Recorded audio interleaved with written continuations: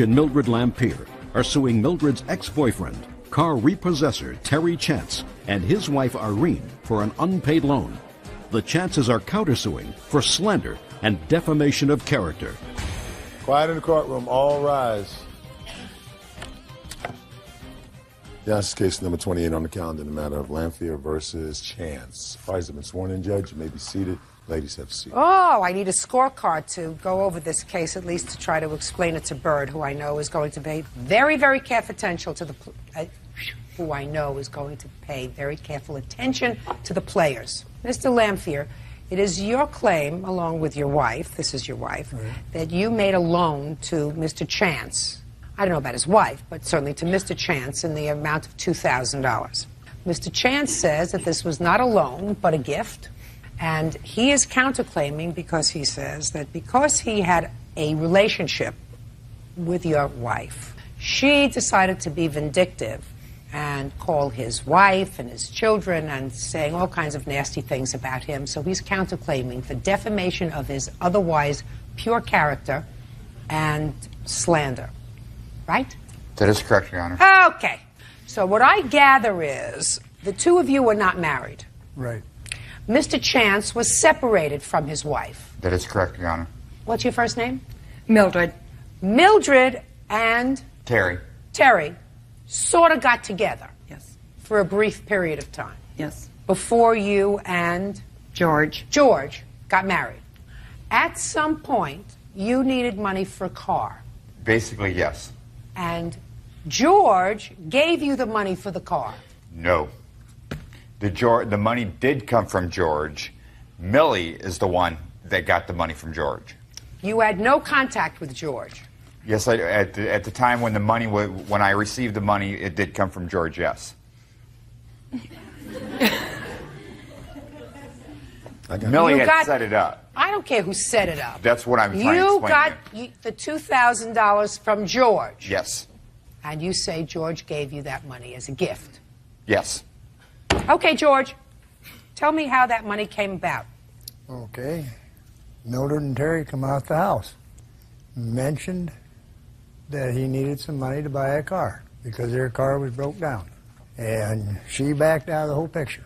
Who backed out? Mildred. What do you mean she backed out? She said it's up to you if you want to loan him the money. Okay. How did you know, Terry? That's not true. Terry. Yes, ma'am. You'll have a chance. Okay. He was a co-worker with my wife now. When were you married, by the way? February 28th. Now, what discussion, Mr. Lampier, did you have with Terry regarding this $2,000? He was cashing in his 401k, plus his income tax return was coming back, and he wanted to borrow it for 2 weeks, 3 at the most. And that's what he told you? Right. He told you that, not Mildred. He told you that. And where did you get the money from? Out of my checking account. And you remember the date when you gave it to him? Yeah, March 1st. When did you first ask him for the money back? Oh, it was probably 4 weeks into it. 3 weeks. Did you ask him or did Mildred? Neither one of us really asked him. Well, what happened? He had informed Dee up at the bar one night. This lady in the green? Ladies. Step up. Just a second. Tell me your name. Doreen Degg. Miss Degg, you work together with these people? No, I frequent the bar where they were employees. And did there come a time when you had a conversation about this $2,000? Yes, he came up to the table I was sitting at on a Friday night and asked me if George and Millie were coming into the bar that night. And he told me that if I should see them or talk to him, to tell George he had something for him. Did you see them that day? No, I did not. I called her the next morning and informed her what he had told me the night before. Okay. Do you remember that conversation?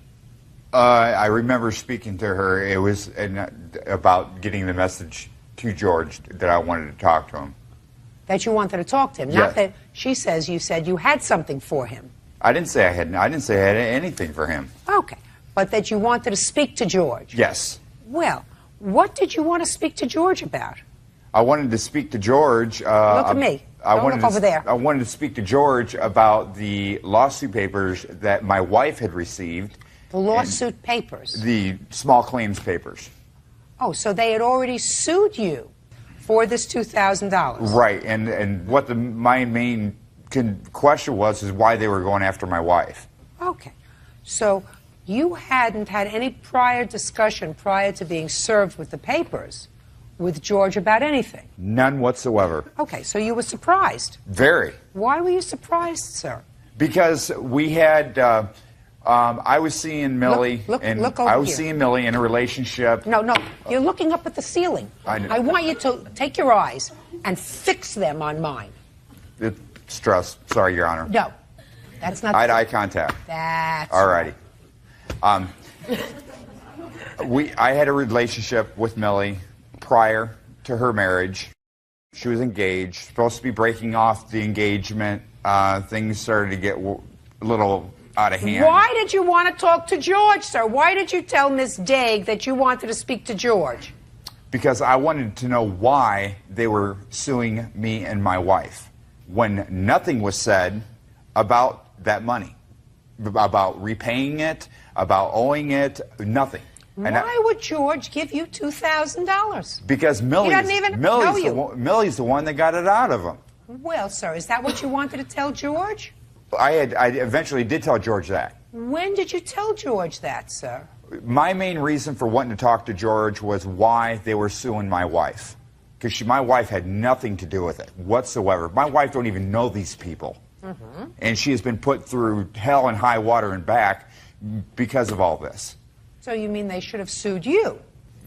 Yeah, I was the party involved. Well, that might be a legitimate question. And I had said to George when I did see him the next day, I said to him, So the next day you saw George? I believe it was. Good. Tell me about the conversation that you had with him the next day. Tell me what he said to you and what you said to him. I'll tell you exactly what was said. I said, why are you trying to sue my wife and sue me? He goes, I have nothing to do with it. That's on Millie. Is his exact words. And you said? I left. Didn't say anything else, did you? I said I left. I went to my attorney. When did you have the next conversation with him? I don't believe there was any after that. Well, according to you, that's a lie, sir. According to your answer, that's not true. According to your answer, you had another conversation with him that you haven't told me about. Okay. Can you refresh my memory? Shouldn't have to, but I will. I decided that George should know who the woman he married really was. I went to their house and told them about the affair, which he said he had an idea something was going on with us. I also told him about Millie's plan to divorce him. When I did that, Millie started yelling and punching me. Mm-hmm. That was something I would remember. That was prior, Your Honor. That was prior to that conversation about the lawsuit. Just a second. What I said to you before was, when was the first time there was any discussion about the repayment of this money? And you said there wasn't. Clearly, that's not true. Clearly, before you got served with a summons, there was a discussion about repaying the money. Because that's when you supposedly, according to you, went to their house. What are you looking at me? Am I speaking a foreign language? Do you speak English? Judge Judy continues in a moment. George and Mildred Lampier claim Mildred's ex-boyfriend, Terry Chance, and his wife, Irene, owe for an unpaid loan. Terry says his wife has nothing to do with the money. By the way, I don't really believe you're involved as a defendant in this case, because whatever arrangement was made with your husband. Yes. It was a loan! There is absolutely no reason for these people to have given you $2,000. You don't look as if you're that good, sir. Trust me. Excuse me, Your Honor. No, listen to me. I listened to you, and you have been unpersuasive in convincing me that these two people made you and the wife that they never met a loan for $2,000 to buy a car. You have been unpersuasive to me. You give your children, maybe, but a stranger, somebody that he knows because his wife-to-be knows you from work, even if she's having a fling with you, it's not a reason to give you $2,000. As I said, you don't look like you're that good. So you owe him $2,000. Now you've got a $4,000 counterclaim. And the $4,000 counterclaim is punitive damages due to slander and defamation. I'm prepared to hear your counterclaim. Okay. First one being harassment. No, listen to me. You're supposed to be able to remember what you're suing him for $4,000. Okay, first one was for harassment, harassing my wife at work, continuous phone calls to my wife at work. Just a minute. Just a second. Who called you at work? Mildred. Mildred. And what did she call to say to you? She kept repeatedly telling me that she was having an affair with my husband, which we were separated. And was that very distressing to you? Yes. Do you think that was as distressing to you as your husband telling her fiancé and her husband that she was no good and she was having an affair with him? I'm sure it was. Right. It's the way it goes. But When this you had fool nothing to do around, with me. when you fool around, you have to accept the consequences. Put your hand down. What's next? Second thing is when she said to my 12-year-old son when we had stopped at the house when I had the money in my pocket. What money? The money, the $2,000. What do you mean you had it in your pocket? No. Shh, I don't. I'm sorry. What do you mean you had it in your pocket? Millie was with me. We had stopped by because the money was in the form of a check, and I had pulled it out of my pocket because I gave my son some money. Okay, my son had asked me where I had gotten the money, and Millie spoke up, oh, it's your dad's early birthday present, and had made comments that your mom's a worthless and don't know how to take care of you. That's when we were out the door. Just 1 second. Who was out the door? Me, Millie, and me. I took her out of the house. So the two of you left together? Yes. Did you give her back the money? What's that? What word didn't you understand? I didn't She hear- had just insulted you and your wife because you were dumb enough to bring her to your home or where your son was in order to give him money that you had just gotten from them. Did you give the money back? No. If somebody handed you $2,000, said happy birthday, would you give it back? Your counterclaim is dismissed, Mr. Chance. I would suggest you grow up. How long have you been married? 4 years. We've 4 been years. together for 12. He hasn't gotten any better. Some of it. Some of it. Not enough. Not enough. If you hitch your wagon to a falling star, eventually you're going to get caught in the mud. Do you understand what I'm saying to you? Yes, ma'am. Good. Your counterclaim's dismissed. Judgment for the plaintiff in the amount of $2,000. Get him out of here. Thank you. Parties are excused. You may step out. Revenge has just begun. We don't say that. Revenge has just begun. Stayed in the hotel a couple of nights. The night before I got married. Oh, yeah. Before, during, even on our wedding night. We didn't sleep together because he couldn't perform. It's far from done and over with. He told me paybacks are hell. And now the next case. All parties in the matter of Kangas versus Kangas, step forward, please. Licensed investigator Paul Kangas is suing his son, 21-year-old movie theater clerk Shane Kangas, for unauthorized credit card charges and for money owed on a computer. Shane says he worked off the debt by working in the family business. Mr. Kangas, this young man is your son. Yes, Your Honor. How old is he? 21. What do you do? I work at a movie theater. What do you do there? I serve people popcorn, clean up at the night. What do you want to be when you grow up? Computer technician. Okay. Mr. Kangas, you say that your son came to live with you, and you also purchased a computer for him, and I understand that the agreement was it was going to be paid for in sort of barter. He was going to put in a certain number of hours working for your business, which is private investigating business. Yes, Your Honor. And that would pay off the computer. Yes, And you also gave him a credit card I did. and told him to use it, but use it wisely. It's to help him in the business, so when I send him out to do something, like go to the lab to develop film, that he'd have a way of paying for the film, picking up the film. And what about personal stuff if he needed something? Personal stuff, he had to check with me before he spent beyond $20. I have the same arrangement with my daughter, and she honors it strictly with her credit card. That's what makes horse racing, sir. Children Yes. are different. That's for sure. Okay. After several months, he decided he didn't like it anymore, so he decided to sit in his room, play his guitar, whatever. You got annoyed. He left. You wanted to pay for the computer and for the credit card bills that he racked up while he was still using the credit card. That's what your lawsuit's about. Somewhat. It's the reason for buying the computer for him was to motivate him. So I made this deal with him. Look, you pick out any computer you want, and the deal is you'll pay for it out of the amount of time you put in. I'm only asking you to work 4 hours a day. We lived across the street from the courts, so it was easy for Well, him. how long did he work for you after you bought him the computer? Several months. He was doing quite well. He was really motivated. Well, but how then much did he work off of the computer? About $1,000 of it. That's a pretty nebulous contract that you have with him, Mr. Kangas. Well, he didn't last that long because he got so into the computer. I mean, he'd be up at 2 o'clock, 3 o'clock in the morning on the computer, and I'm trying to sleep. I was trying to motivate him. I was trying to control him. I was trying to exert some parental influence on him. All sounds terrific. Remember the father knows best? Yes, I do. It's not like that anymore. Well, it's... You know, families don't sit around in shirts and ties having dinner together anymore. Everything that you did with your son sounds as if you had the right motivation. He was going to work, and he was going to pay off his computer, and he was going to be responsible with the credit card. That's right. Right. But then we got into a dispute over the computer, and then he moved out and started spending the credit card like it was his credit card, and it was free money, and he just started sending me these bills for huge amounts of money. Well, what I would like to see is the bills after he moved out. And then, Bert, you know what we're going to do?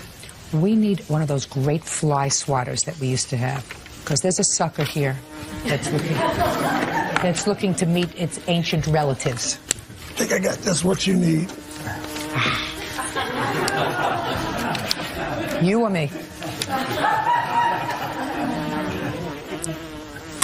Oh! Took a nice little nosedive right into your cup. No, no. See what happens when I get annoyed? Yes, Okay. What date did you move out, young man? It was 14 months ago. Well, give me a month. June or July. June or July. So let me see the bills after June or July. Let's do July. Well, the deal was no crazy expenses. And Mr. Kangas, listen to me very carefully, sir. I raised a lot of teenagers, and they are so creative with a credit card. Yeah. I didn't know for a very long time that when I gave a kid a gas credit card, that they could go in and get enough food for their entire dormitory in one of those gas places. I didn't know that. And I said, how could they use so much gas? The campus isn't that big. Where are you using all that gas? And then I realized that you can buy milk and juice and newspapers and cookies and snacks and eggs. And you can not only buy, listen, and you can not only buy it for yourself, but you can buy it for all your friends, because if you buy it for all your friends, they give you the cash. Right. Do you understand? Listen, Mr. Kangas, I know that happens. I didn't sue my children. So what I want to see is, after he left, because it was clear to me that when you left, you should have left the credit card. He did. I took it away from him. And how did he use it? I don't know how he got another one. How did you use it, sir? Shh. Is not an answer. I had the number on my computer still, so I could still make online purchases. Okay. Now, Mr. Kangas, what's your first name? Shane. Shane. So let me explain this to you. The computer, sir, is yours because your father made a too soft a deal for me to have to figure out how many hours you worked and whether or not you paid for the computer with the work that you did for him. That's his problem. But you're a big boy, so you knew that when you moved out of the house and your father took the credit card from you, you were not supposed to use it, right? Is not an answer. Sorry. If he took the credit card from you, he said to you, what did he say? Give me the credit card, and if you need it, go look on your computer and get the number? Give me the fly swatter. Let me explain something to you. He's a computer hacker. That's right. And he's going to go into your bills, and if he has your social security number, he'll steal your identity, and all of a sudden you'll find that you bought 9 surfboards. Then he took the credit card out of my ex-wife's purse and went back to spending it again. Well, it doesn't say much for you, sir, that you raised a thief. No, I feel it's the unexpected legacy of divorce. That is a crock. That's not the legacy of divorce. I've been divorced, and I had children, and none of them are thieves. 5 of them. Nobody would go into my pocketbook and steal my credit card. So that's ridiculous. Well, he's depressed, and I feel that... He's depressed? Yeah, he's got a he's depressed. He's a thief. That's not being depressed. Look at him. Does he look depressed to you? He doesn't look depressed to me. He's got a lack of... A little high, maybe, but not depressed. Right, Shane? No. Really? Really? Really? I see $849 on the credit card after July. Unfortunately, I put all of the receipts in a special envelope, put it in a special place, and then I couldn't find it, so that by the time I got here, that's what I had. I understand. I should have had better control of my file. No, you should have better control of your son. That judgment for the plaintiff in the amount of $849. That's all. Parties are excused. You may step out. I can understand where he's coming from because a similar thing happened to me and my father at this age. We had a fight towards the end of me living there. And eventually we got back together. I'm going to go off and do my own thing. I hope that Shane will sometime recognize me as a friend again because we had a great relationship. Registered nurse Kim Gransbury Conte is suing the mother of her son's girlfriend, homemaker Melody Marine, for the return of a pit bull named Samson. Melody is countersuing for the dog's expenses. Yeah, this is case number 234 on the calendar in the matter of Gransbury Conte versus Marine. You're welcome, Judge. Parties have been sworn in, Your Honor. You may be seated. Folks, have seats, please. Pronounce your last name for me. Gransbury Conte. Miss Conte, you have a son. That is correct. Whose name is Zane. He is currently incarcerated. He's in a rehab. Did he go into rehab after his term in prison? Yes. This lady has a daughter. Her daughter has a child with your son. Yes. Her daughter is currently in rehab. No, she's home, ma'am. How long was she in rehab? 35 days. Probably not enough. Probably not. But this is not about the child. This is not about anything. This is about a dog. Because it is your claim that Miss Marine Yes. had your son's dog, a year-old pit bull, and she took possession of the dog when your son went to prison. There was an agreement that she would do that, but after 9 or 10 months, she gave the dog away. Miss Marine says nobody wanted this dog. The dog was an untrained animal when she got him. And she's counterclaiming because she said if you've got your son's power of attorney, you ought to pay her for the year's worth of food and vet bills. And in addition to the fact that she fed this dog and took care of him for a year, he also was dangerous and caused injury to her pet duck. And there was substantial vet bills. So that's what the case is about. Don't you have better things to think about than this? Yes. Mm-hmm. You've got a son who's got a drug problem. You've got a daughter who's got a drug problem. You share a grandchild. Yes. And how old is this grandchild? She's 22 months, ma'am. I'm going to get to your case in a second, but it would seem to me that you two ladies, if you were intelligent young ladies, would concentrate on this 22-month-old child who had the misfortune of having 2 drug addicts as parents. Absolutely. Ah! We reach an accord. Perfect. All right, so let's take care of the dog first, and then we're going to talk about the baby. Okay. When your son went to jail, why didn't you take the dog? I went to Spokane to pick the dog up. At that time, I was with Carrie. I stayed at Carrie's house, and we had an agreement because I was going to take the dog to take it back, and she had asked me if I would leave the dog with her because she felt that it made it like my son was still there. You mean her daughter? Yeah, her daughter. Go ahead. So And her daughter I had- said, leave me the dog because I will feel close to my man. Yeah, exactly. And I had offered, I said, if anything comes up with the dog, if you can't handle it, anything that you need to give me a call, I had no problem, making payments for dog food or whatever. Yeah, we did talk about that. That's with her daughter? Yeah, with her daughter. Melody wasn't even in the picture. Okay. But there came a time when Melanie came into the picture. Carrie had gotten sick. She had some other medical problems. Her daughter? Yes. Melody, from what I understand, stepped in to help Carrie with the dog. And when was that? I'm not sure exactly when, because Carrie and I were not talking after November because of Melody. Why? When I went down there for my son's trial, I had stayed with Carrie, and Melody has nothing but horrible things to say about my son to my face on a regular basis, even when she put on my wedding. Okay. That's all I heard about. Oh, okay. So the mother was angry at your son? Exactly. And she had interceded a letter from my son to Carrie, and she said that if Carrie's plan was to be a jailhouse bride, she wasn't going to have no part of it. She was going to give her an ultimatum that she wasn't going to take care of her child and the dog and everything if this is what her daughter's choice was going to be. I went and I, told Carrie what she had said. Carrie confronted her mom, and Melody twisted it and said that wasn't what she said, and then, you know, Carrie wasn't talking to me. If you had a daughter, would you want her to marry somebody who was in jail? No. Of course not.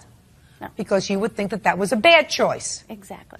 So how many months did the dog stay with Miss Marine before you asked for the dog back? April is when I found out she gave the dog away. So Now, it what was I'm like asking 7 you- months. Now, what I'm asking you, so you knew that Miss Marine had the dog for 7 months. Not her, Carrie. How many months did you know that she had the dog, not None. Carrie? None. None. At all? None. And she actually had the dog for how many months? Between 8 and 9 months. After your daughter couldn't take care of the dog anymore. My daughter never took care of the dog. So that means that for 8 or 9 months you weren't checking on this dog regularly. Oh, yes, I did. Well, who did you check with the dog? There's a mutual party that was taking care of my wiener dog. You mean a dachshund? Yeah. Why wasn't the dachshund with you? My husband and I had just gotten married, and we lived in an apartment. So you couldn't take care of these dogs anyway? We were in the process of purchasing a house. So there was a period of time when you could not take care of not only this dog, but you couldn't take care of your little dog because you were in an apartment. Is that right? Yes. Okay. So get over it. This wasn't a dog that you were attached to. This wasn't a dog that you were responsible for at any time physically. You're just suing her about this dog because you're angry at her.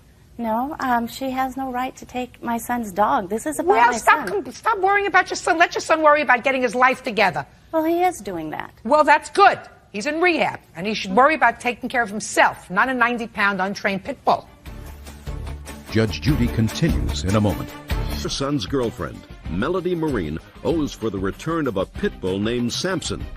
Melody claims Kim is angry because she is seeking custody of their granddaughter. Madam, devote your energies to rehabilitating your son and perhaps engaging your granddaughter in some sort of a relationship before you ruin the relationship that you have totally with this lady who, it appears to me, at least based upon what I read, has filed a petition for custody of the child. Is that right? Yes, ma'am. Temporary. Well, somebody's got to take temporary custody of her. I have a letter here that clearly shows what Melanie's intent is towards my son and towards me, you know. So, now let's get to the expenses of the dog that you're talking about on your counterclaim, then I'm going to read the letter. You have a counterclaim because you want the cost of the food, etc., for the dog, is that right? That would be nice. Well, it would be nice, but she's not responsible for that. You chose to keep the dog. As far as I'm concerned, you could have given the dog away the day it came into your possession. What happened with your duck? In the morning when I go out to open up the chicken coop and feed them and let them out for the day, Samson's just charged in before I did and kind of head-butted the duck and smacked his head on the back of the chicken coop, and his eye just gradually swelled and festered and eventually had to be removed. So that you have to understand that Samson was your responsibility, and if you were in any way negligent in taking care of him that allowed him access to the duck, that's not her fault. Now,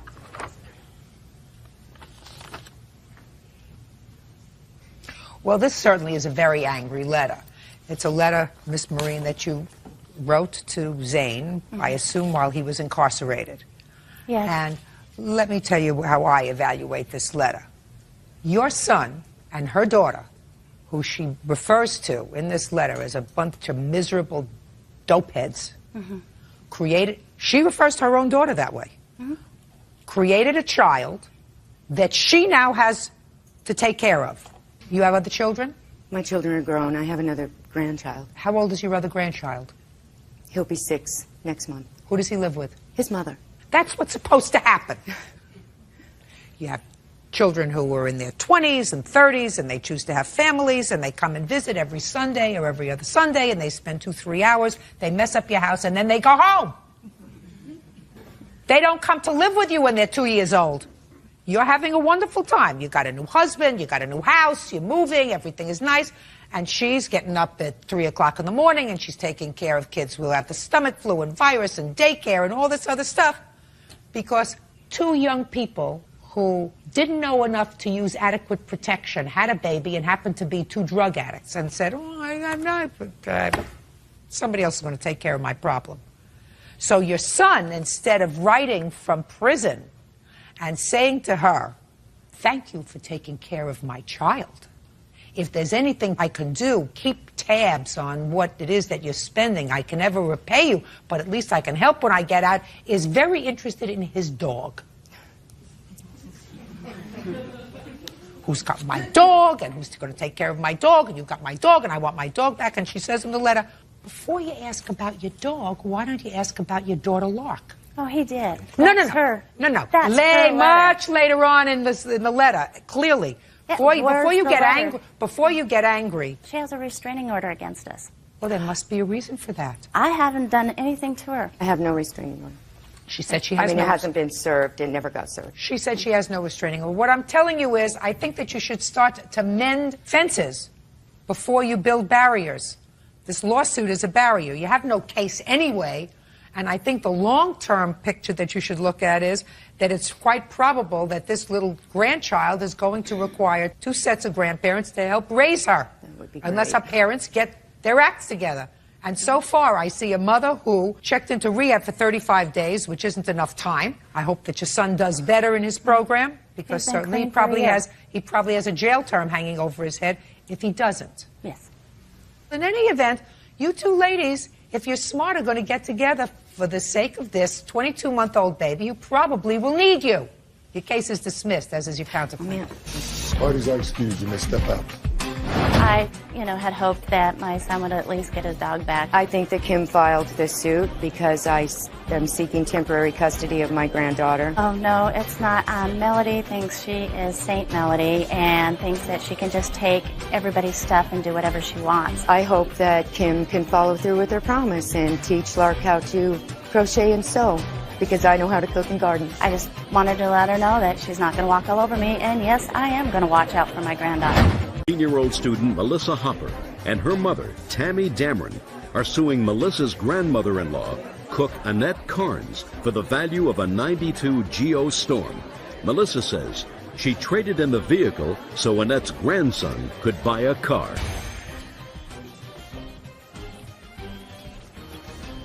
Yeah, this is case number 376 on the calendar in the matter of Hopper Dameron versus Carnes. Parties have been sworn in, Judge. You may be seated, sir. Have a seat. Who's Miss Hopper? Hi. Okay, and who are you? I'm Melissa's mother. I'm Tammy Dameron. Why don't you have a seat, Miss Dameron? How old are you? Okay. 18. Okay, why don't you have a seat for a minute? I don't know if we're going to need you. Is this your former husband? Yes. Or soon-to-be former husband? Yes. But you are still legally married? Yes. How long have you been married? 1 year on September 27th. And you have a child who was how old? Almost 3 months. And Miss Carnes is his grandmother? Yes. Got it? Got it. From what I gather, a couple of years ago, you and your then boyfriend needed a car. You had an old car, and you decided to get a new one. Right. You didn't have good enough credit to buy a new one, so you asked Miss Carnes if she would buy the car in her name. You would make all the payments on the car, you and your husband. Correct. And you were going to trade in your old car as the down payment. They gave you a $2,000 credit. Correct. Is that right? And Grandma said she would do that, even though she risked her own credit if you didn't make the payments. But you did, in fact, you and your husband made the payments. Were you working during that year? Yes, I did. Actually, I had a job being a nanny. Did he work regularly? No. What did he do? I have no idea. He did actually... What do you mean you have no idea? You lived with him. He had a DJ job on the side. That's pretty much what he did on the weekends and sometimes during the week. And when he wasn't doing that, he was at home. Who was taking care of the baby? He wasn't born at the time. So you were pregnant?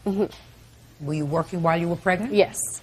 Well, then an incident occurred with your husband. Correct. He assaulted you. Yes. That case is currently pending, is that Yes. right? Is that right, sir? Yes. So we're not going to get into that because that case has not gone to trial yet. So you separated. He took the car. You want your $2,000 back. Correct. That's what the case is about. Right? Yes.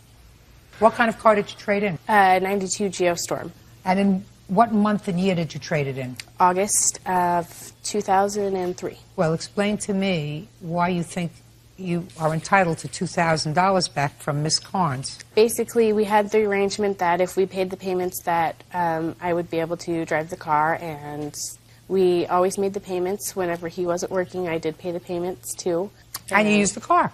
I honestly didn't have the car that much. He would take me to work. Well, we don't balance that out. You had it sometimes, he had it sometimes. My question to you is, look, this is what she has. Okay. She doesn't have the car. Right. He has the car. Right. Right? Right. Stand up so I don't have to point. I'd like to look at you over here. She doesn't have the car. She's a good Samaritan. Right. He has the car. Right. All she does is have the aggravation. She has the loan, and she has the problem if he doesn't pay. Right. But she doesn't get anything out of this car. Right. So why do you think that she should give you $2,000? Honestly, Judge, I think that I'm entitled to $2,000 because it is not fair that I have to raise my son by myself with no car, nothing. Without. That's not her problem. You want to say something? You could say something. I mean, that may be his problem, but that's not his grandmother's problem. Why should she go into her pocket and take out $2,000 and give it to you? Because she's condoning what he did. So what? That's not a legal response. What? What I have to say, Judge Judy, is the car was mine. Melissa had transportation. She got together with this guy. The mistake in the matter was that we didn't get anything in writing. I didn't want them to use, Melissa had transportation. She worked, she goes to school. He didn't work. The fact of the matter is, now, whenever he wasn't working and the payments had to be made, it came from Melissa or from... Ms. Damron, excuse me. You're not following me. Okay. Why should Miss Carnes, under what theory is it fair for her to go into her pocket? She doesn't have a car. Because she didn't want to... Just a second. She doesn't have a car. He's not a party to this action. Why should she go into her pocket and take out $2,000 and give it to your daughter? I didn't want that car to be used as a down payment, but she did it anyway. Right. And you're not exactly. Yeah, she said that. She said that she would put the car in her name and not put their name on the title whatsoever. Your daughter asked her to do that. Yeah, and I was there at that time. Just a minute. If they needed a better car, did they ask you to use your credit? They did. And you said no? Yes. Okay. Because you didn't want to have that responsibility. Correct? Correct. Okay. And so far, nobody has given me a logical reason why I should have Miss Carnes go into her pocket and take out $2,000 and give it to your daughter. The reason I see is the fact that she should get the money from her grandson. She should get the money from her grandson because Melissa has the brand new baby. I have to take off work. Melissa had transportation. Now she has no transportation. Right. And he pays no child support. That's not her problem. Right. It's not her problem. But I'm saying that she should get the money from problem. So what you're telling me is she should have more control over her grandson to get him to pay up and be responsible. Well, basically. Is that what you're telling me? Yes, I am, because that's ridiculous. She had because that's not what you do in a court. Right. Why don't you help her? If you have a job and you are regularly employed, buy a car. If she works, then you say to her, Melissa, dear, you're going to have to make payments on this car so that you'll have transportation. You're her mother. Instead, what you did was you relied on his grandmother to do that because you didn't want to do it. His grandmother is not responsible to give her $2,000. Maybe her soon-to-be ex-husband might be responsible for providing her with some sort of transportation because he now has the transportation. But that's not up to me. That's up to the judge who's handling their divorce. Certainly, Ms. Carnes is not responsible for $2,000 that your daughter would like to buy a new car. Case is dismissed, that's all. Parties are excused. You may step out. She's just mad I won't be with her, and that's what she's causing all this drama over. Basically, I was tired of being beat up and cheated on. I've worked since I was 17. I've supported her. She's lived with me since she was 16. No, he never works, and his grandmother basically bails him out of jail every time he beats my daughter up. I want her out of my life. I would just want to be able to see my kid and live my life. Basically, I don't think he's going to have anything to do with my son, considering I don't want him beating up my son, too. And now the next case. All parties in the matter of McCullough versus Nelson's Nautilus. Step forward, please. Student Renee McCullough is suing the owners of her gym, Preston Nelson and John Ashey, for breaking into her locker and selling her belongings. The men say Renee's locker dues were 6 months delinquent. Ms. McCullough, you belonged to the defendant's gym, according to your complaint, for about 9 years. That's correct. And then there came a time recently that you stopped going, about a year ago. And it is your claim that they clipped the lock off your locker after several months and got rid of your stuff. You want them to pay you $600 for what you claim was in the locker. When did you first rent your locker? The first time I rented it was for a year. It was in November of 2001. And how much was the rental on the locker for that year? I paid $100. He gave me a break. I paid a year in advance. Is that right? That sounds correct. Okay, $100 for the year. That was in 2001. Yes, ma'am. Did you pay in 2002? Is not an answer. No. Why not? Because it was my understanding when I paid for my year in advance that it would be included in my automatic payment out of my bank, and in the event that it wasn't, that Preston would let me know. Did you have that conversation with her? I couldn't. I would say yes, I did. We could not find any paperwork to show that, and so I don't know where it all fell short, but I have no paperwork that would show that. Typically, it was a prepaid year only. Okay. When did you stop going to the gym at all? At approximately middle of 2002. And when did you go back? The end of July of 2003. And when you went back in July of 2003, you found your locker opened? Exactly. Okay, well, that's well over a year ago. What have you done the last year? After I found out my lock had been cut off, I spoke to Mr. Ashby, and he said he had to speak to his wife to find out where my belongings were. He thought that they still had them on the premises. At that time, I found out that no, they were no longer there. I left a note with Mr. Ashby concerning, I had quite a bit of belongings in that locker, and that if they would pay me for my swimsuit and my shoes, I would go away. Do you work? I assume you do. I did previous to this, yes. What are you doing now? I'm going back to school. How do you support yourself? Through my husband. Oh, okay. So your family supports itself? Yes, ma'am. And you're going back to school. What I want to know is, I assume that you have a busy life. I want to know why you're suing him over swimsuit and shoes. I expect that if they run a business, that they need to comply with the laws that regulate the renting of areas. Well, but the truth of the matter is, Ms. McCullough, from what you tell me, you didn't go back to the gym for almost a year. And during that period of time, the locker was really not paid for. You assumed that it was going to be paid for.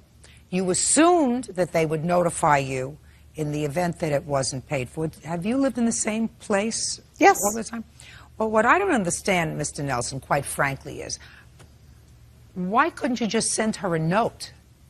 Drop her a note and say, listen, we're going to empty out your locker because it hasn't been paid for, and it has to be paid for. You better come and get it within the next 2 weeks. Right. That really, a lot of the specifics, when Johnny came on board, the records were not well kept. We didn't have an automatic payment system in place for lockers. That was something that was discussed, but primarily it's a membership, tanning, health club. Okay. So what Ms. McCullough was asking for initially was $160. Is that right? That's what I have, yes. Right. That's what she said here. Originally, I told me, you've just paid me $160 for my swimsuit and sneakers. That would be fine. And she's here just for the principle of it. Right? Correct. Judgment for the plaintiff in the amount of $160. That's all. Thank you. Parties are excused. You may step out. It was fair. It was more making them accountable for what they should have stood up to the plate with before. At the time that we cleaned the lockers out, we didn't find anything of real value in any of the lockers that we cleaned out. Certainly nothing that would have merited $160 in value. I think if you own a business and you run a business, that you should comply with the laws. Judy makes good decisions. She's a competent woman, and it's probably the right decision.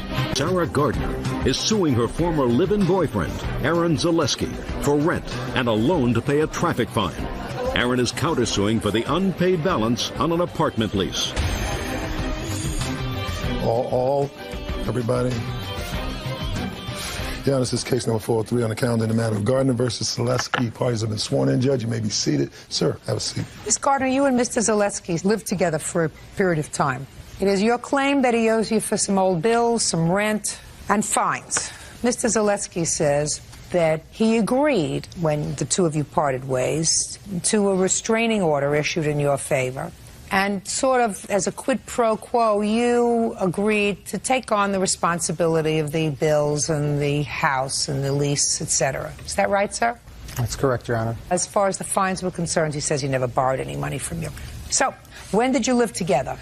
From July of 2003 through the end of June 2004. And did you both sign a lease? The first year, his credit wasn't good enough, so I was the only person on the lease for the first year.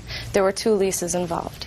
Do you claim that he owes you any money from the first lease? Yes. So if he owes you money from the first lease, why did you sign another lease with him? Because the first lease, I was giving him an opportunity to get back on his feet. He wasn't paying rent from his first place. His roommates were kicking him out. So we had the agreement that he would pay me back if I gave him the opportunity to get back on his feet. But he didn't do that. He didn't pay you back. And he didn't pay his other roommates back. Correct. And despite that, you signed yet another lease with him. At that time, he was an investment. I had already lent He's him. a bad investment. That Correct. means you had bad judgment. I did. So now let's start out with lease number 2, because I'm not interested in lease number 1. When did you sign the second lease? In May of 2004. Did you sign the lease too, sir? Yes, I did, Your Honor. Very good. And how much was the rent? My share was $505 a month. Is that right? He's correct. Okay. Did you pay it? I paid for the first month that I lived there. How many months did you live there? Well, 17 days after we moved into the apartment, she informed me that she wanted to end our relationship, and she instructed me that I was to go out and get my own apartment and take care of myself on my own. So you're telling me that you paid May's rent? Actually, we moved in, the lease started June 1st. You mean the landlord gave you a freebie for May? We moved in at the end of May. They gave us a few free days at the end of May to move in. Okay. And he moved out when? The last weekend in June. Did you pay June's rent? Yes, I did. Show me. I paid all but $30 of it. I have it all documented. Let me see. Chad.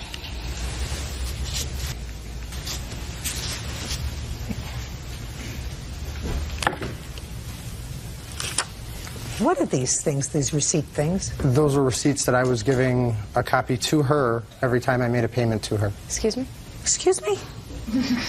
Did you ever see these before? No. Of course not. He does nice tabs, but Mr. Zaletsky, what you're trying to tell me is that the woman that you were sleeping with every night, you would give her a receipt if you gave her $40. I just want you to see if that's what you're trying to tell me. After this process, probably. What does that mean? After this process, probably. I want to know, sir. You were living with her? Not at the time the payments were made.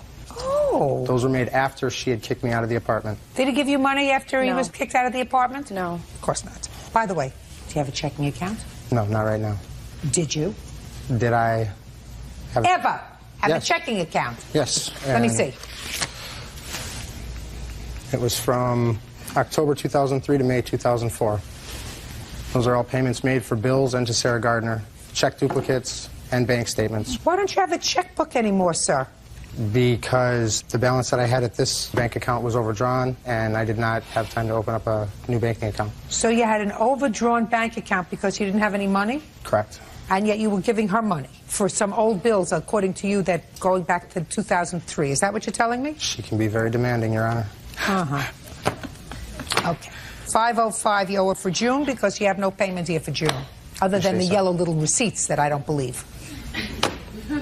Yeah, you can give this back to him. He's got nice color. He did a nice job here, I must say. This is a very, very nice job. Not as good as she did lying. Sir, you don't understand. There is no payment for June's rent. I have the original cash ledger with every payment that I gave her. I'm not interested in 2003. If she was dumb enough to sign up with you again after you owed her, allegedly, all this money from 2003, that's her problem. That comes under the category of being dumb. I'm just talking about June 2004's rent. And if you can show me that you paid $505 for June 2004's rent, I'll give you credit for it. Well... Can you or can you not? The total amount of rent due from the first lease... I'm not interested in the first lease. I overpaid her, Your Honor. Listen to me. No. Show me a check for June's rent. I cannot do that. All right. Now, what about this fine, Miss Gardner? When was it? What was it for? In October of 2003, he got his license taken away. It was for an old parking ticket he didn't pay for. In May of 2004, he wanted to get his license back. He had about $1,300 in fines. The only actual evidence I could come up with that I paid was $475. I know there was more, but I have evidence for $475 of those fines. Can I see it, please? Yes.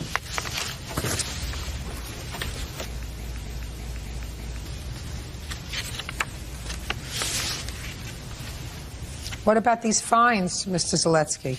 That was money loaned so we could get those cleared up so we could move to Madison. We. I don't understand the we. Who got the tickets? I did. So when did it become a plural, we, so that we could clear them up? When we were moving on to the next chapter in our relationship and our lives after she graduated college and we were moving to Madison. They're your fines. Why should she pay them? She offered. Because he promised to pay me back. Of course he did. Do we have a new boyfriend, Miss Gardner? Yes. Does he have a job? Yes, he does. Does he pay his own way? Yes, he does. And then some. Good. Well, at least you learn. Real quick. Eventually. Right. Learn from our mistakes. Okay. Now, you, sir, say that she agreed to sort of swallow hard with regard to this entire debt. If you consented to a protective order, even though you really weren't harassing her, right? Mm-hmm. So let's start with the fact that she signed up for a protective order because you were bothering her. Yes. You were summoned to court. Mm-hmm. You consented to the order. Correct. Show me where she said, I will assume all of the responsibility. Can I just say something? I want to look at it. You can say whatever you want after I look at his See, evidence. it's the last sentence on page 2 and Yes. page 3. She stated it twice, Your Honor. I'm going to look at it. So. Oh, what she says is, Aaron owes me several $1,000s, but I'm willing to cut my losses to get him out of my life. Correct. Well, she is cutting her losses, sir. She says you owe it several $1,000s. I just cut it down for you to $980. Judge Judy continues in a moment. And later today, ex-boyfriend Aaron Zalesky owes for breaking an apartment lease. Aaron says Sarah told him to move out. Now let's get to your counterclaim. Okay. Sarah Gardner kicked me out on June 17th, 2004. Sarah Gardner, according to you, told you that she thought it was time for you to get out of the apartment, correct? Actually, it was a trial separation where I got my own apartment and she had her own apartment, but we were still trying to continue to be friends. There were instances where she even cooked me dinner a few nights, watched movies after I was gone. Listen, not Oprah. What's your counterclaim about? My counterclaim is to make up the difference in rent accrued in the apartment since she got evicted and kicked me out. I signed the lease along with her mother as a co-signer, and the rent currently due is $4,985, and I am requesting half of that amount, which is $2,492.50. Why? Who's suing you? They will be suing as soon as the apartment is re-rented. She jumped the gun and decided to sue before it was closed. Your counterclaim is premature, sir. So would her claim be then too, wouldn't it? No, sir. You lived there in June. Your behind was in the bed in June. You didn't pay the rent, so you owe her for that. You gathered up hundreds and hundreds of dollars in fines. She paid them. That is not something in futuro. The fact that you think that the landlord may come after you for unpaid rent for the lease that you signed is speculative. Do I make myself clear? Clear. Counterclaim is dismissed. Judgment for the plaintiff in the amount of $980. Thank you. Parties are excused. You may step out. Say one more thing. Look up. Look up. Say thank you, God. Thank you, God. Honestly, I'm just glad that it's over. I hope I never have to see him again. Unfortunately, my best was never good enough for her. He's got issues. She gave me the greatest year of my life, and I've never been loved more by anybody so genuinely, and I'm going to miss that, and it haunts me every day. 20-year-old machinist Kyle Franklin and his girlfriend, 20-year-old homemaker Tiffany Drury, are suing their former roommate, 20-year-old loan officer Annalisa Diaz, for unpaid rent, the cost to break the lease, and a phone bill. All rise. Quiet in the courtroom, please. Yeah, this is case number 36 on the calendar in the matter of Franklin Drury versus Diaz. Parties have been sworn in, Judge. May be seated, gentlemen. Have seats. I assume that this wasn't serendipity that you chose the same ties. Is that right? Yeah. You... Sweet touch. Okay. According to your complaint, you and this young lady used to be friends. You decided that you would take an apartment together. Took the apartment together, and according to your complaint, she owes you money because she moved out of the apartment prior to the termination of the lease, causing you expense. She did not pay for the last month that she should have paid. She did not pay to have the lease broken, and there was also an extant phone bill that you believe she's responsible for. Ms. Diaz says, A, she paid the phone bill. Right. B, she wasn't even on the lease. And she was being a good guy because she even paid you 1 extra month when she wasn't living there. So, when did you move in together and why? Well, actually, we moved in July 2003. And we both agreed that we was going to move into a 3-bedroom apartment. Okay. Where were you living before July of 2003? At her parents' house. Have you been together for a long time? Yes, ma'am. How long? About 1.5 years. Oh, an eternity. How old are you? 19. And you? 20. Are you living together now? Yes, we have a child together. But you're not married? No. Any particular reason for that? No. Well, people who are together for 1.5 years don't necessarily have to get married, but when you have a child together, usually that suggests that you've made a commitment. I mean, this is always a curious thing for me to discuss. I know Bert is particularly interested in this because he has young daughters. So he would like to know the answer to this question. Why no marriage? We want to have a big wedding and we don't have the money for it. So we're saving up for it. I mean... Well, that's great, but you don't have a baby beforehand. Baby, you don't make a flower child, you know, a flower girl, a flower boy. But basically, being married is just a written paper. Our commitment to each other is, just as good as marriage. Do you work? No, I stay home with my daughter. Do you work? Yes, ma'am. What kind of work do you do? I'm a machinist. How much money do you earn? $10.91 an hour. How old is your baby? 4 months. You receive any sort of state aid? No. Look at me. Any sort of state aid? WIC. So you receive some sort of state aid for the baby? Ma'am. Does the government know you live together? Yes, ma'am. Mm-hmm. We just moved into our new apartment. So before that, they didn't know you were living together? Right. See, you always have to follow the money. Mm-hmm. Following the money is real important. So it's a little bit of commitment and a little bit of WIC. So you decided to move into an apartment together, the three of you. When was that? July? July 2003. And who signed the lease? Me and her did. Her child. And actually her child was on the lease with us.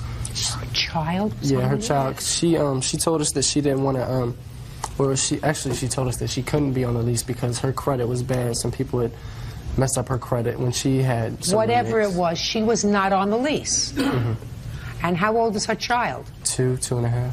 A child can't sign the lease. I know he didn't sign it. She gave us permission to put him on the lease so we could get a 3-bedroom. It doesn't make any difference. She didn't sign the lease. So the two of you signed the lease and she did not. Mm-hmm. Moved into an apartment in July. The lease was for how long? 13 months. When did you move out? I moved out in January, but I didn't get my stuff out until March. March? When in March?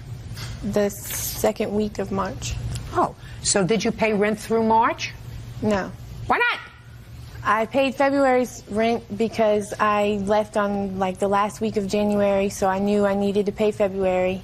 I went to get my belongings before February was up, and I was unable to get everything because I only had someone's truck for a certain amount of time. Is this the boyfriend? Yes. He should have gone with you to get the stuff out. He was with me. Good, so you should have gotten it all out in February. You left your stuff there, you're responsible for your share of March's rent, which was how much? $393. That you got. Now you want her also to pay for what it cost you to break your lease. Mm-hmm. Why?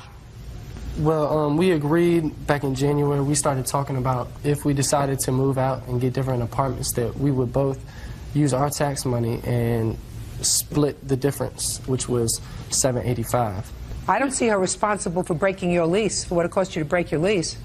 She's not on the lease. But she agreed. She told us that she would. We had go a verbal half agreement. Yeah, she agreed that But she'd pay half. our verbal agreement also considered him living there and helping me pay my half. But then they decided they didn't want him there, and that's when the whole discussion of us moving out even came up. Why didn't they want him there? There was issues between, I mean, it was too crowded for one.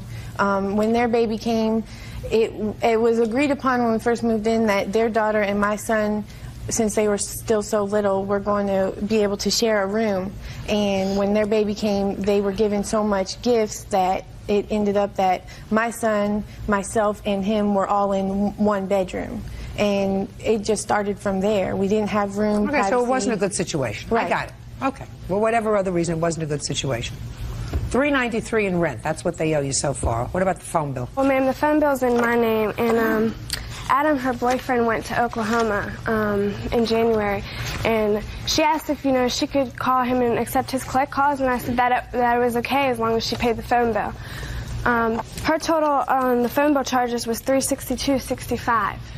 I called Mrs. Diaz on the 17th of March to remind her that the phone bill was due on the 19th.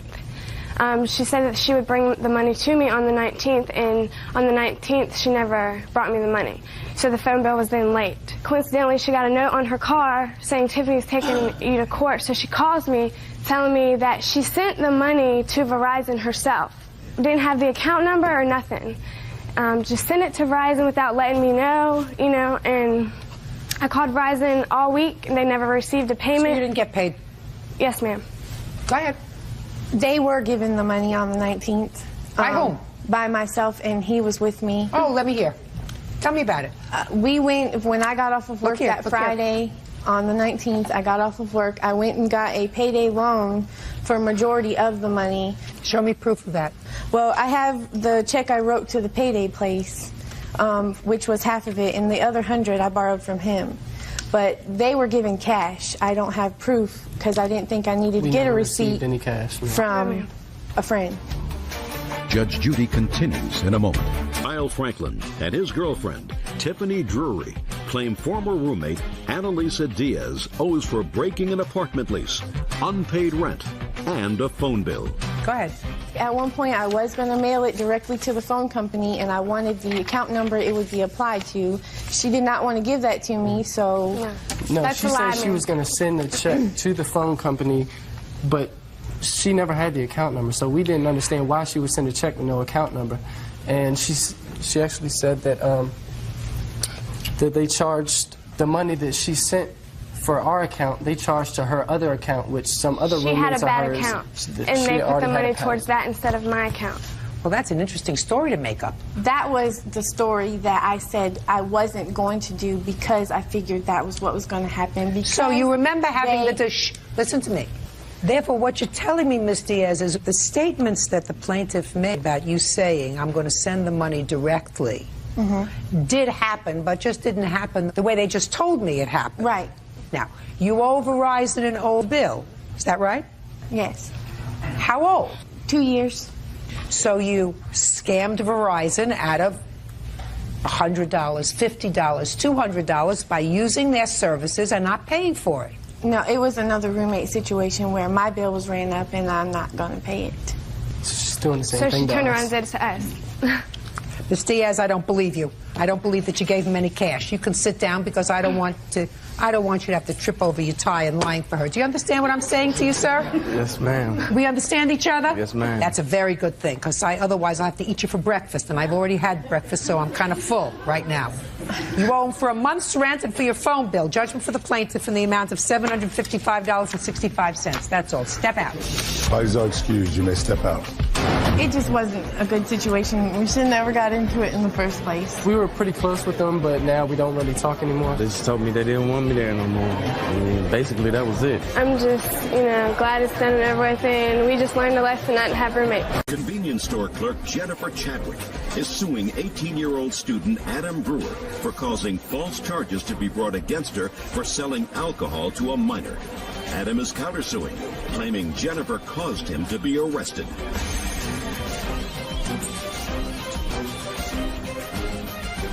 Case number 426 on the calendar in the matter of Chadwick versus Brewer. Parties have been sworn in, Judge. You may be seated. Ladies, have seats, please. Is this your son? Yes. And this? This is my friend Jessica, my coworker.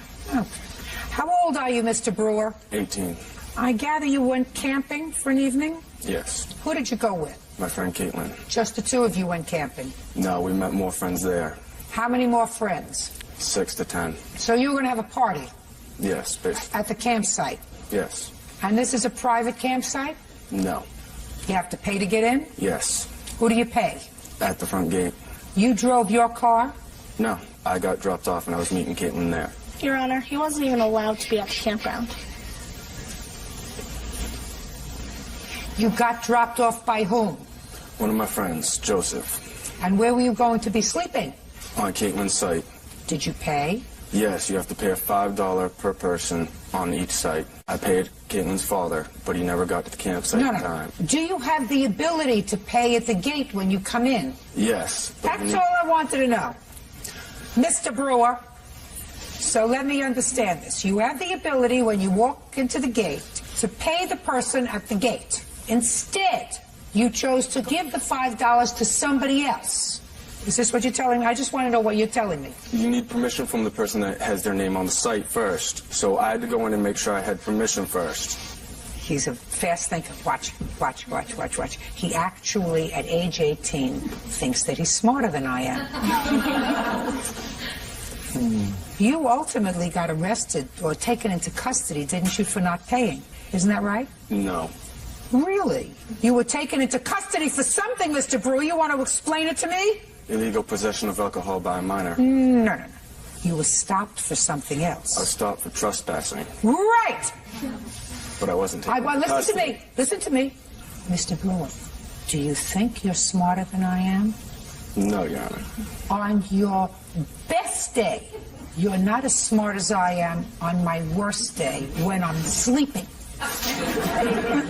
I guarantee you, sir, when I ask you a question, if I don't get a straight answer from you, not a convoluted one, not one that's tiptoeing around the truth, I'm going to wipe up the floor with you. Do we understand each other? Yes, Your Honor.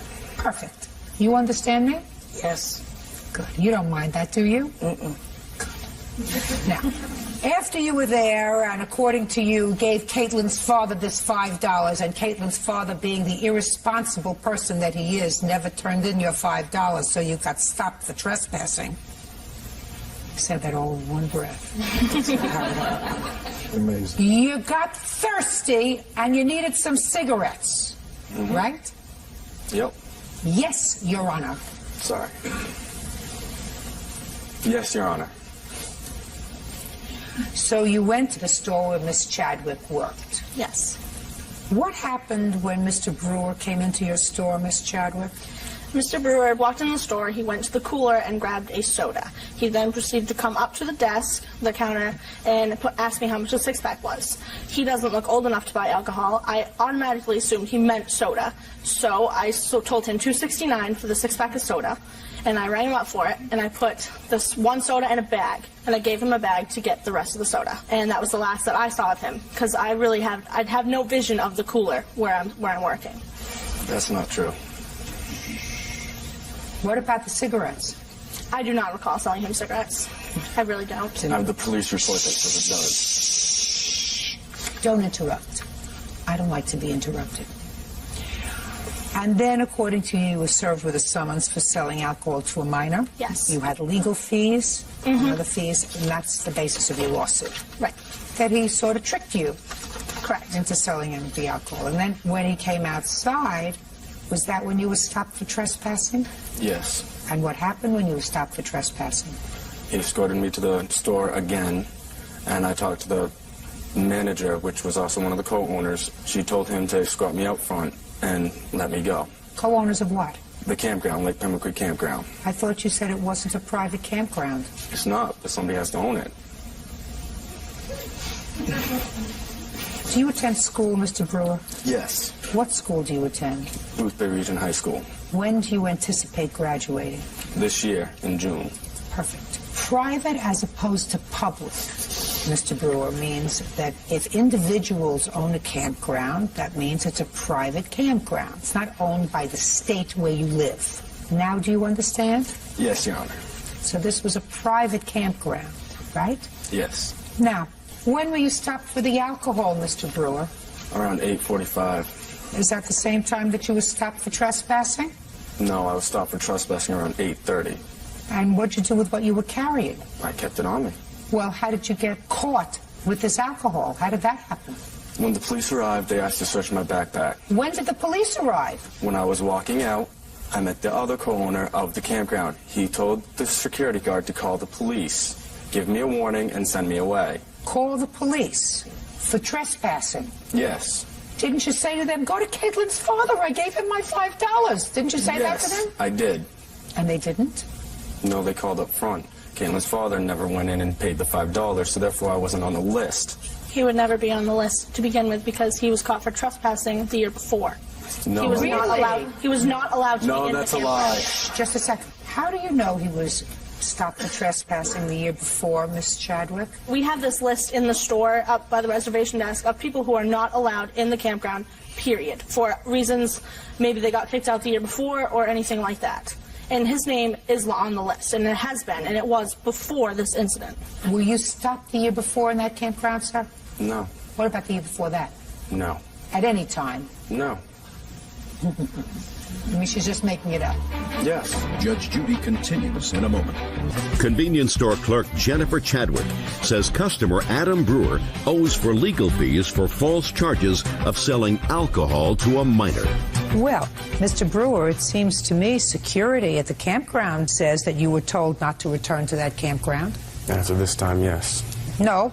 Officer's narrative indicates that Adam Brewer was told not to return to the campground and that they saw him on the property and wanted him arrested.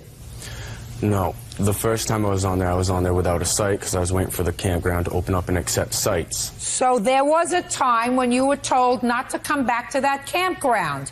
No, I was told not to come back unless I had a site. I was waiting for my mother to come back and book it. Well, that's not what security says. Then, when they stopped you and they said, can we look through your backpack, and they found this alcohol, you lied to them, right? No. Well, let me read what you said. Adam stated that he didn't know where it came from when asked where he got it from. I told him I didn't want to tell. No, that's not what they say. So the police made another mistake. No. They made another mistake. No, I'm not saying that. So you're saying that they lied on purpose in this No. police report? Well, there's either it was a mistake or it's on purpose. Which one was it? Neither. It has to be either a mistake. It's wrong. What's written in this report No, is it's wrong. not. No, So it's either not. it was a mistake or they lied on purpose. No. Got it? Were you in the store at the time this young man came into the store? Yes. Step up, please. Tell me your name. My name is Jessica Black. Please describe what you saw. I saw the defendant step up to the counter with a can of soda, and I saw him and Jen talk a little bit, and Jen rang him in, and then he stepped away from the counter. That's all I saw, because I was back to them washing dishes at the time.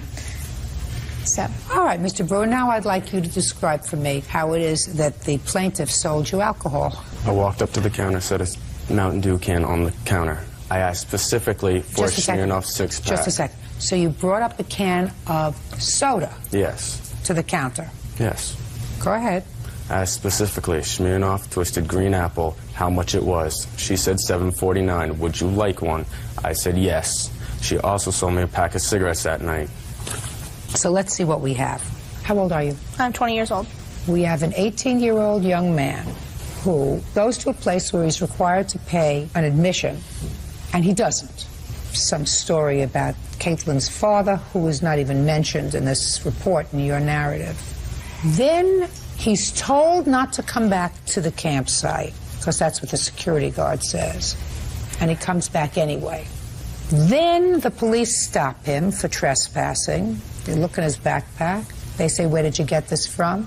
He says, I don't know.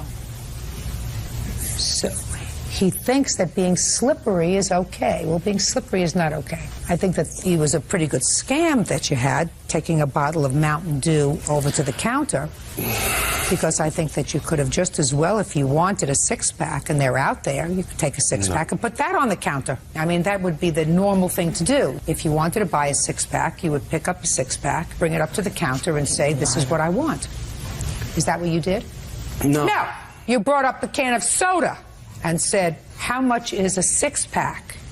Oh, Smirnoff Twisted Green Apple. I stated. You're a liar. I am not. I stated it. You're a liar. I don't believe you. And if your mother believes you, she's going to spend a lot of time visiting you every other Sunday. Told us. Listen to me. She's going to be visiting you unless you straighten up every other Sunday. How much were your legal fees? My legal fees were $711 total. I have the bills right here if you'd like. I'd like to see them, please. I also have a paper here that says the charges against me have been dropped because of insufficient evidence. I missed an entire semester of school to deal with this. I'm going to school to be a teacher. Okay. Now, Mr. Brewer, let us assume, just for the briefest of moments, that I believe you. Let's assume that for a moment, that I believe this cock and bull story that you just gave me. You knew you weren't supposed to buy alcohol, so why did you do it? Bad decision. Wasn't thinking.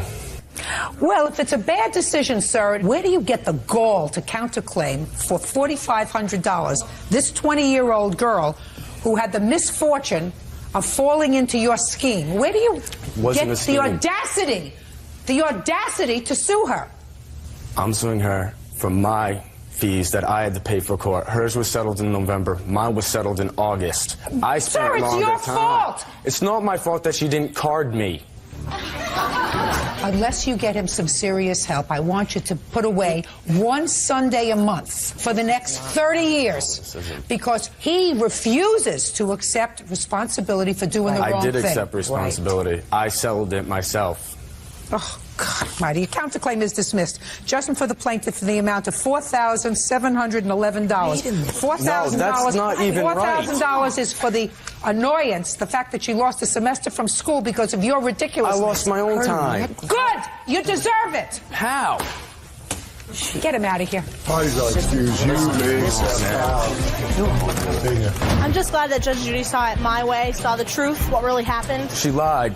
Blatantly lied out there. He asked me how much a six-pack was. He had a soda on the counter. What else was I supposed to think? I had lost my car, drowned. That's not my fault. My family's still giving me crap for it. I mean, come on. I hope he learns a little bit of responsibility and respect for authority. And now the next case. All parties in the matter of Eden versus Neely. Step forward, please. 18-year-old student Desiree Eden is suing her father's girlfriend, EMT tech Susan Neely, for the return of payments on a Dodge Neon she repossessed. Susan is countersuing for the vehicle's unpaid balance and insurance payments. Who are you? I'm the dad. Why don't you stand up, sir? Miss Eden, while this gentleman, who's your father, is not a defendant, I'm going to have him stand here because I think it's important. Miss Neely is your father's girlfriend. They live together, is that right? Yes. According to what I read, a couple of years ago, you needed a car. You were living with your father and his girlfriend. And Miss Neely agreed to buy a car. You were underage, so it was in her name. And tell me what the agreement was. The agreement was that I paid the car payments on the car as it came. I paid the $1,000 down plus the car payments on it. Did you? Yes, I did. From when to when? From November 2003 to November 26th of 2004. And you made the payments every month? Yes. Who paid the insurance? I paid it when she asked for it. The agreement was that you would make the monthly payments? Correct. Yes, ma'am. Ms. Neely, is it correct that Miss Eden made the monthly payments on the car from November of 2003 to November of 2004? Her last payment was on November the 12th. So the answer would be yes? Yes. Okay. Now, what happened in November of 2004? Okay, the day after Thanksgiving, she decided that she was going to move out and move in with her boyfriend. And I told her she could not take the car because that car was in my name. It was titled in my name. And I would not let her have it because if something should happen and they go out and have a wreck and kill somebody, it comes back on me. So I told her she had to leave the car with me, and if she came with the balance owed against the car, then I would sign it over to her. That's not true, Your Honor. Just a second. She did not come up with the $2,201.93 that was owed against the car, so I would not allow her to have it. Well, wasn't your agreement. Ms. Neely, that wasn't your agreement. Judge Judy continues in a moment. Eden says her father's girlfriend, Susan Neely, illegally repossessed her car. Susan says she took the car away when Desiree moved in with her boyfriend. When did you turn 18? May 23rd. Of 2004? Of 2004. Once she turned 18 and continued to make the payments, and you continued to accept the payments, that contract that you had with her, that verbal contract, was ratified, which meant it became a contract. That contract's terms were very simple. You make the payments until the car is paid off, I'll sign the title over to you. That was your contract. But she's no longer making payments. She stopped making payments because you wouldn't let her take the car. Correct. What we're talking about is an anticipatory breach, which is you said to yourself, I'm not so sure whether she's going to continue to make the payments on the car if she's not here and living with the boyfriend, so I'm not going to let her have the car. That's what you really said. Well, our insurance company told us that. Hey, don't tell me what your insurance company told you. The insurance company cannot interpret a contract that you had with her. Your Honor. Yes. Also, when it was told to her when we decided to get the car for her, it was also told that she would stay in school, and it depended on her grades. That way we could also use the car. If she starts slipping a little bit, we could take the car away from her. She hadn't slipped? Sir, she just decided to move out and move in with her boyfriend. Exactly. But after that is when she lost her job. She quit school. I did not. But just a second. Just a second. Mr. Eden, at the time she left, she was making the payments. Yes. She was in school. Yep. And she had a job. Yes. You can't anticipate what's going to happen afterwards. Where's the car now? It is at my house. They have it for sale for $2,500.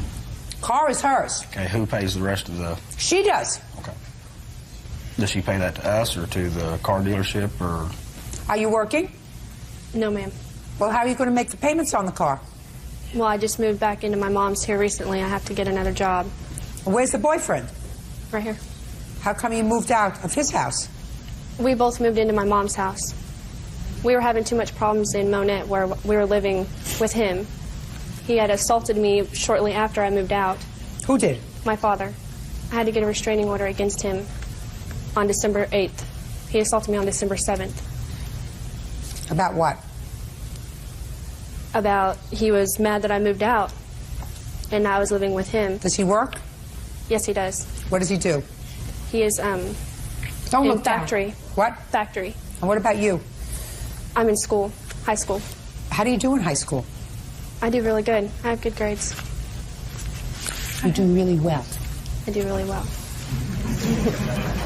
I try. I have a report card from when she left. We don't need you to do any negatives. Okay, I just sort of...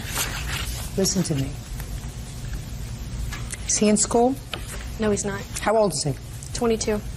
Do you have the ability to do better in school? Yes, ma'am. It's really dumb to hitch your wagon to a star when you're 18 years old, especially when the star isn't such a star. Unless you get an education, it's going to be a struggle your whole life. You want to struggle your whole life? No, Your Honor. You know what I'm saying to you? Yes, ma'am. You look like you have the potential to do okay. Unless you recognize your potential, you're going to be clawing at life your whole life. I think that taking back this car is probably going to be a terrible burden for you, financially, because you don't have the money for it now, right? Right. So you put in $4,000 into the car in the year that you had it, in payments that you made. Correct. Let's say you had to rent a car, a basic car, for the year. That would have cost you about $2,000 or $166 a month, basic. So you have the following choice. Either you assume full financial responsibility for this car, or I'm prepared to award you half of what you're requesting, which is $2,000, which might give you an opportunity of going and finding a good second-hand car that wouldn't give you any further payments. Do you understand? Yes, ma'am. And then Ms. Neely and your father can go and sell this car if they make a profit, fine. If they don't, fine. You think that's a smarter idea for you? Yes, I do, because I don't know what they've done. I'm not sure what they've done to the car since I haven't had it.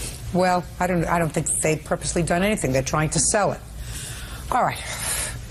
You can't anticipate a breach of a contract. You had an agreement with this young lady, and she fulfilled her end of the agreement. She used the car for a year, over a year. She understands that that's wear and tear on the car. I'm awarding her $2,000. Be smart. Buy wheels so that you can get yourself to and from school and to and from a part-time job. Do well in school. Think a little higher than what you know. Think a little higher, think. Can I reach my potential, and what is that? Okay. Do you understand? Yes, ma'am. You don't have any children, do you? Oh, no. Right? Right. Right? Right. And you don't plan on any for a while, right? No, ma'am. Very smart. Make sure. Judgment for the plaintiff for the amount of $2,000. That's all. What is our excuse? You may step out. We went driving around. He got upset because we were going to get married and hit me a couple times. No, I never assaulted my daughter. She moved out, moved in with me, and we had trouble ever since. He basically told her that she couldn't go around anybody and do anything. We couldn't come around her. They like to lie, and they're vicious people, I think. They got what they deserve. They put her through a lot of trouble when I first met her. They're portraying to be such innocent people right now, and they've got plans to move to Illinois just as soon as they get the money to go, and I think they just got their money. I think when he grows up and becomes a man, then he can realize what he's missed out on throughout the years. For things to turn out like this is just something I don't know if I'll ever get over. I don't know if she'll ever get over. Account manager Fred Grande is suing the mother of his child, 25-year-old waitress Mariam Wahab, for the return of an engagement ring. Mariam claims the ring was a birthday gift. Quiet in the courtroom, please. Yeah, this is case number 60 on the calendar, the matter of Grande versus Wahab.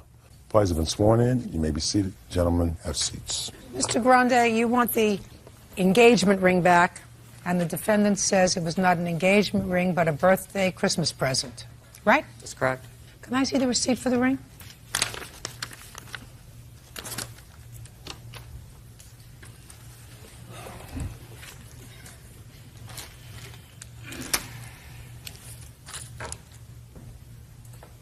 Okay, well, the first thing I have to ascertain is, Mr. Grande, you are suing her for $699 for the return of the value of the ring, and you only paid $359.11 for it.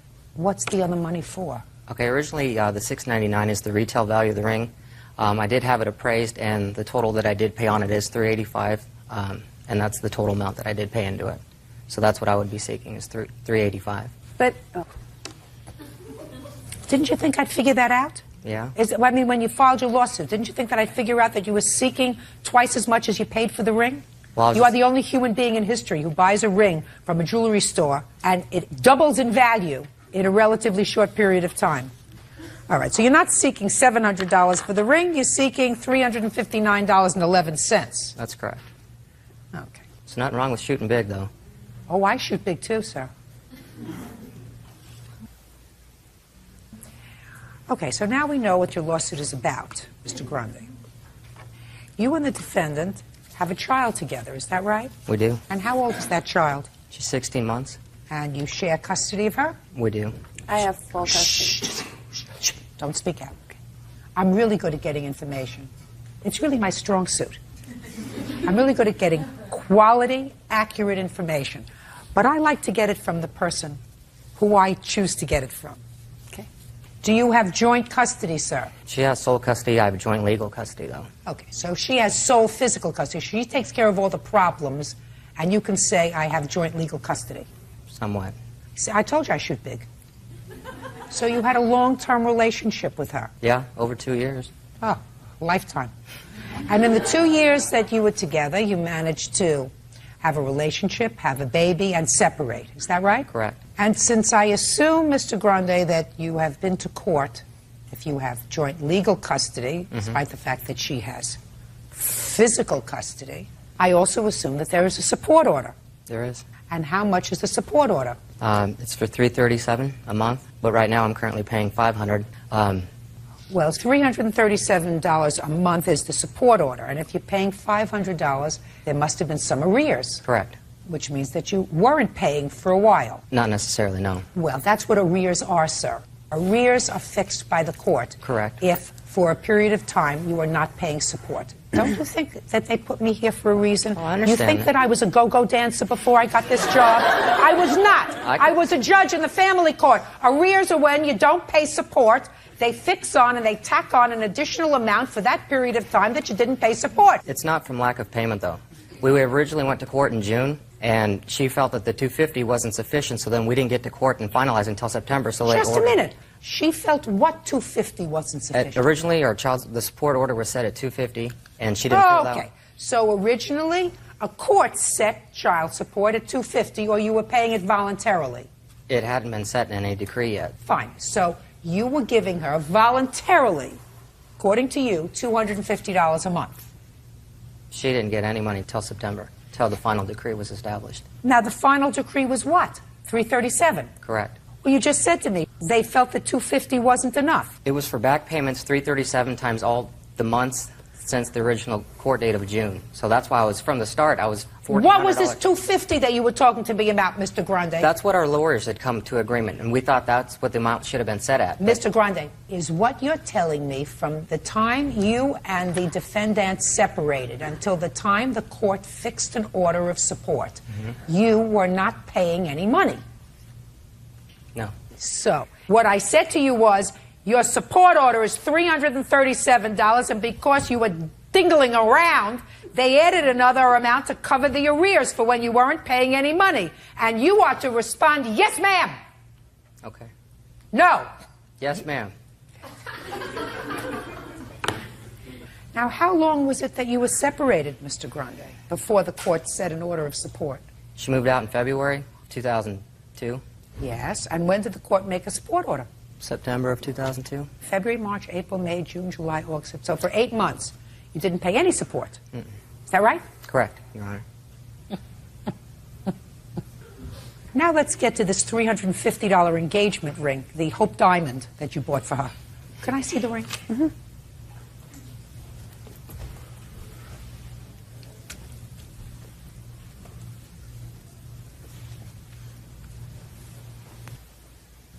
That looks like a pretty ring. Doesn't look like any sort of an engagement ring I ever saw. Engagement ring usually has one nice stone right there in the middle that just sits there and smiles at you. Give this back to her until I decide what to do with it, would you? When's your birthday? December 18th. And is it on December 18th every year? Yes. It doesn't change dates. You know, Right. 2002 it's December 18th, 2003 it's December 18th, right? Right. So, Mr. Grande, you're going to explain to me, sir, how serendipitously, that means just by accident, sort of, you purchased this ring at the jewelry store on December 18th, 2002. Coincidence. Coincidence. Judge Judy continues in a moment. He says his ex-fiancée, Mariam Wahab, owes for the return of an engagement ring.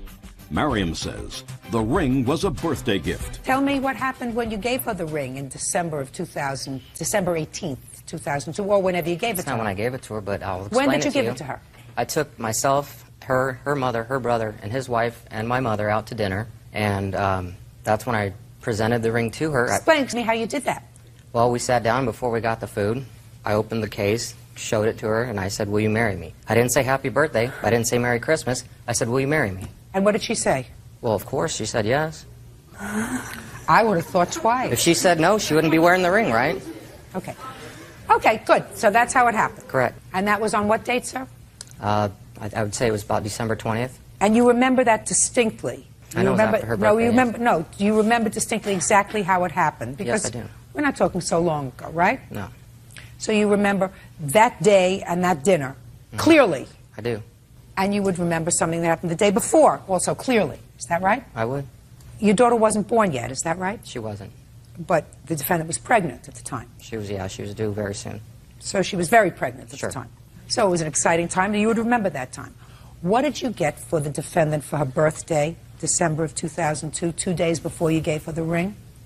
I believe with some clothes. No, you're not, you believe. I'm going to give you a minute to just sit back and think about it.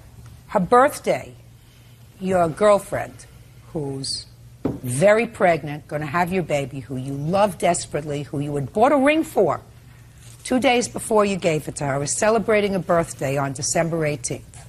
And birthdays are really important when you have a new relationship, so you wouldn't think of not getting her something for her birthday. Correct.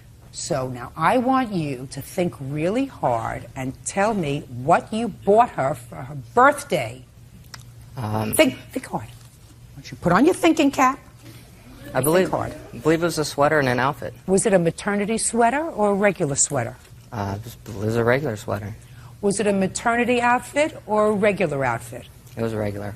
Was it a daytime outfit or an evening outfit? Daytime. Well, I know what you're getting at. I do. You do? I do. Then if you do, then why don't you just, instead of lying... Well, because if... No, listen to me. Instead of lying and making things up as you're going, why don't you just say, quite frankly, Judge, I don't remember. I'm sure I bought her a birthday present on her birthday, but quite frankly, I don't remember, instead of standing there like a jerk and making things up. I don't think that's the case. What do you mean you don't think that's the case? You don't think that I know that you just stood there and made up the fact that you got her a sweater and an outfit for her birthday? I was planning on giving her the ring around her birthday and before Christmas. I mean, it's not like I was making the best money, at that time, so... Mr. Grande, don't you understand what I just said to you? I said that you lied when you just told me that you got her a sweater and an outfit for her birthday, when in fact... You just told me now that you got her nothing else because you were planning on giving her a ring around her birthday. And I said to you, don't stand there and make things up as you're going along because it makes you look ridiculous. Now, do you want to explain to me how you got this ring? Yes, it was on my birthday, December 18th. We went to dinner that night on my birthday. It was my mom, my brother, his girlfriend, and he didn't give it to me where anybody else could see it. He handed me the box under the table and didn't say anything. He never asked me to marry him, nothing like that. And I took it and then I brought it above the table and I showed everybody else, and that was it. Okay. And he gave me the receipt to go get it sized. That's how you have the receipt? Right. Okay. When did you separate? February 18th. It was 2003. It was after I had the baby. She was 2 months old.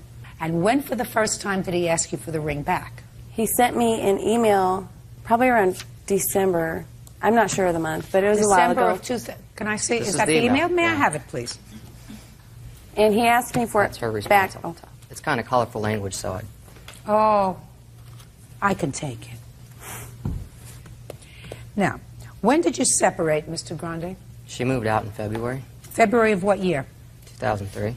And this was sent on February 2004, a year later. Mm-hmm. And this was after you had been in court, is that right? Because I see you've got lawyers here. Mm-hmm. So after you were taken to court and you were given a support order in the amount of $500 a month, which includes arrears, we got this. Is that right? Correct. Too bad.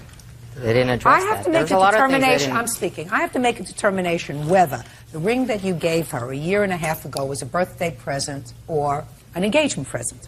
So let's try to look at certain objective data. A, we had a relationship that had come to a point when there was going to be a permanent commitment because you had a child together. B, I find that it was not serendipitous that this ring was purchased on the day of her birthday, and I believe her and not you that it was the 18th of December when the family went out to dinner to celebrate her birthday, and not you taking the family out to dinner to present her with an engagement ring. When it was presented to her, it was just given to her exactly as she said as it was given to her, which is under the table. Under the table. Here it is. She took it out and showed it to everybody. We hadn't. I find that, furthermore, No. If it walks like a duck and talks like a duck and quacks like a duck, it's a duck. It doesn't look like an engagement ring. It looks like a ring. Judge, we have an engagement party. This is important, though. I'm speaking. Do I have a chance when you're done? No. You had your chance. She had her chance. Now I'm ruling. Now you have to be quiet. There was an engagement party now in you Virginia. have to be quiet. Do you understand? Now you have to be quiet. Most importantly, sir, how you have the audacity to sue her for a $300 ring when for 6 months you paid not 1 penny in child support, not a penny, is something, quite frankly, Mr. Grande, that I don't understand. And your demand for the engagement ring back, engagement ring is in quotes, made a year after you separated, at a time when she was taking you to court for support, is outrageous. And before I would come to court, when I had committed an outrageous act to seek the return of a $300 ring, I would take a good stiff drink and think twice about where my morals are. Your case is dismissed, Mr. Grande. Thank you very much. Party's are excused. You may step out. He thought I started dating other people, and that's when he got mad and asked for his ring back, and I said no. We had an engagement party in Virginia, which didn't get brought up. Was that a fake engagement party? I doubt it. Right, we just tried to make it look good, like I was getting married before I was pregnant, before I told him I was pregnant. I take care of my child. I pay support. I've never missed a payment. As far as the child support, for example, he tries to get over on everybody as much as he can, and like this. But in the end, he always ends up looking stupid. And now the next case. All parties in the matter of Ewell versus Allen. Step forward, please. Corporate receptionist Lori Ewell is suing her ex-boyfriend, Jason Allen, for his share of credit card charges. Jason says he doesn't owe Lori a dime. Miss Ewell, you and the defendant were dating. He was in the process of getting a divorce. And according to your complaint, the two of you agreed that you were going to use one of your credit cards. He would use one of your credit cards for all of the expenses, dating expenses, his expenses, because of some machinations attached to the divorce. And that he would be responsible for paying that credit card. You gave him the credit card? No.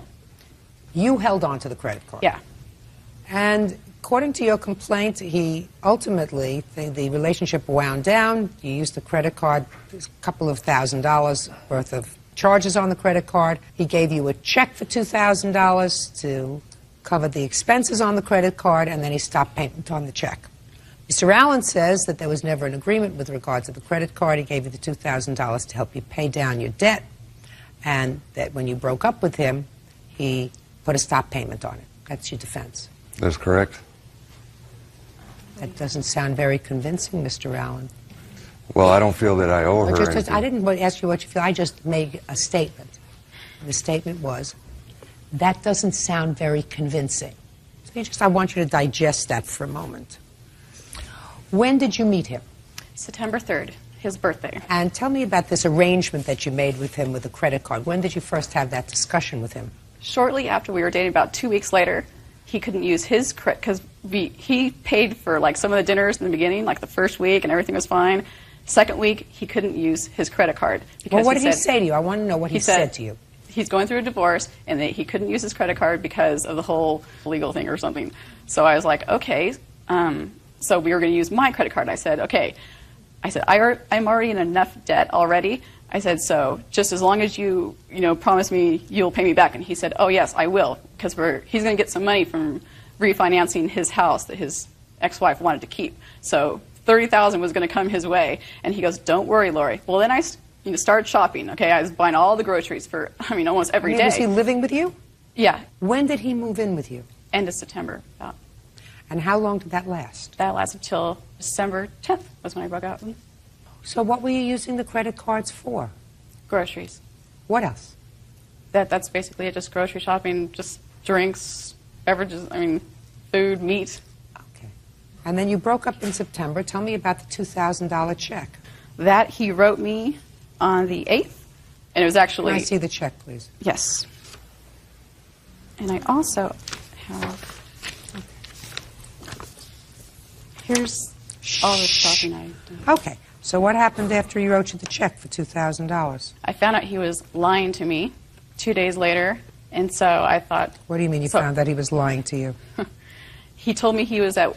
The day he wrote that check out, he told me he was at work all day, had a full work story, like, oh, this happened and that happened. I did detail... He worked on this guy's car, and he said that guy offered him whiskey, and he, drank with this man. And he worked at the man's house, the guy who's doing the work for. And so I believed him. It was a story, work story, And I found out later from receipts that I found, Beach Girls, didn't know what that was. And I found out that from the recording, the receipts, the ATM receipts, from 2 to 5, he was there at this Beach Girls place. And I called it at work. I didn't know what the heck Beach Girls was. And it turned out to be a bikini bar, a disgusting Okay, so you found out he lied to you where he spent his afternoon. And what did you do? So when I found that out, I broke up with him. And then I hadn't cashed the check yet because I was in no hurry because I trusted him. Now I'll hear your end of the story, Mr. Allen.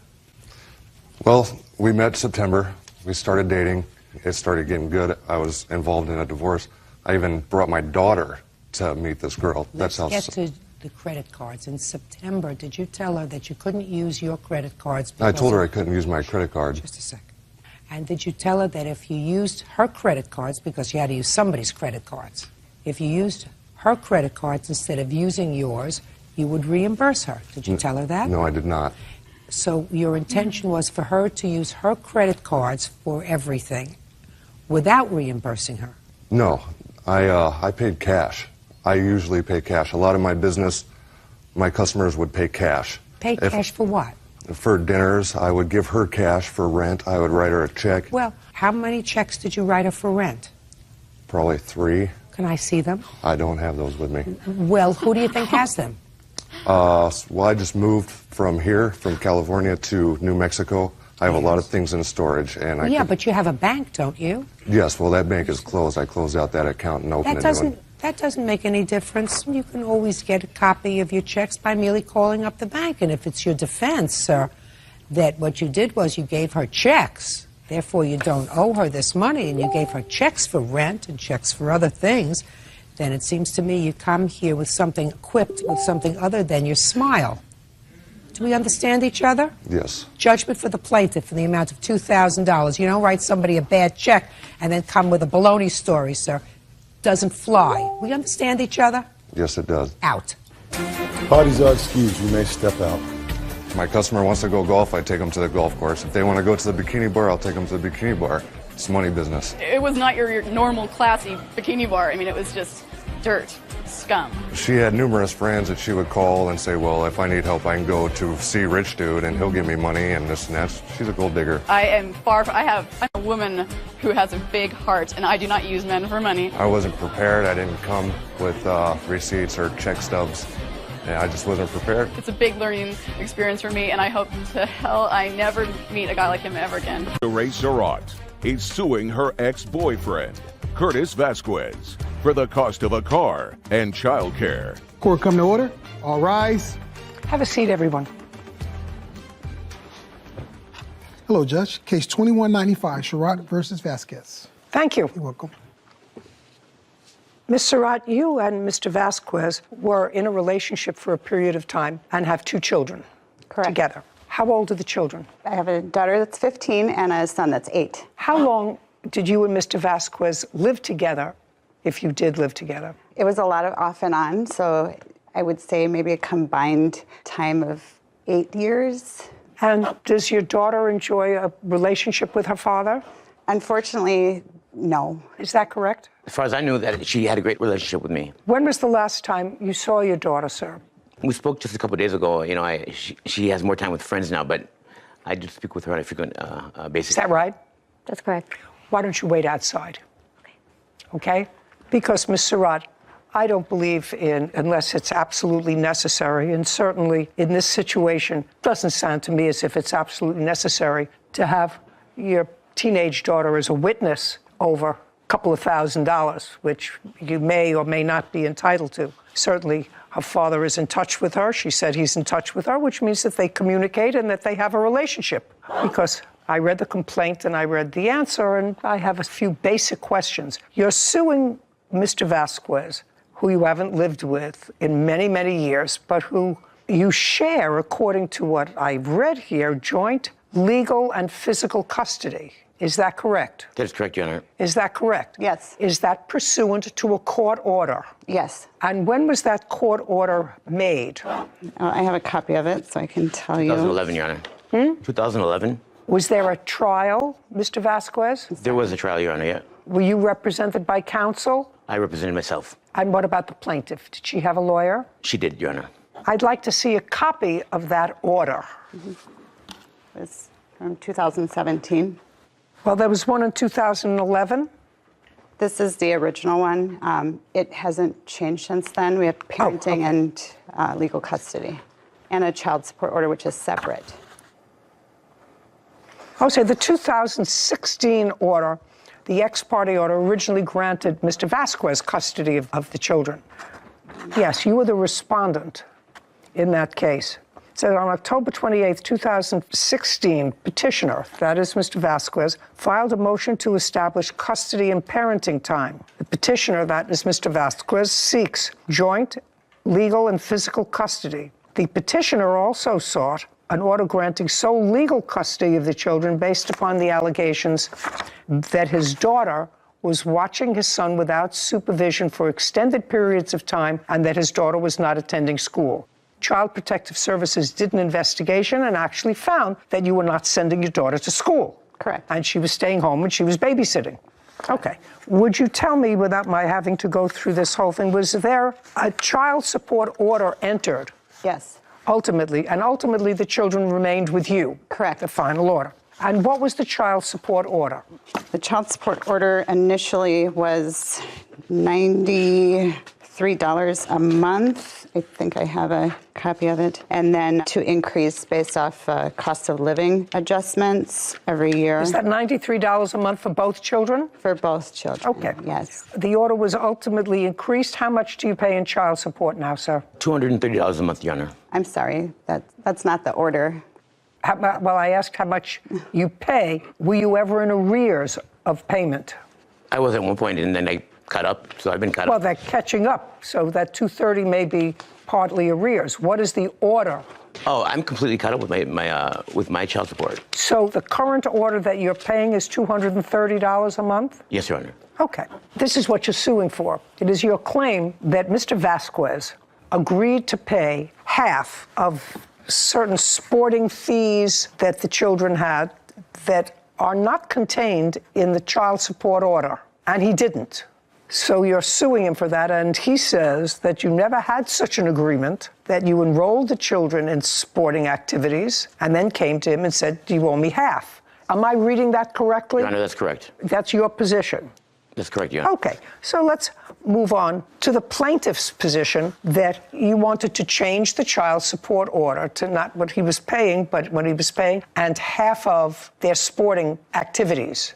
We actually had a verbal agreement. Well, I'd like you to tell me when that took place, what you said to him, and what he said to you. So tell me first when that verbal agreement took place. It was 2021, probably, just a conversation between two parents to say if we enroll. It's a conversation between two parents. Right. So he's seeing the children, he's paying his child support, whatever the order was. You have a conversation with him. Is it on the phone or in person?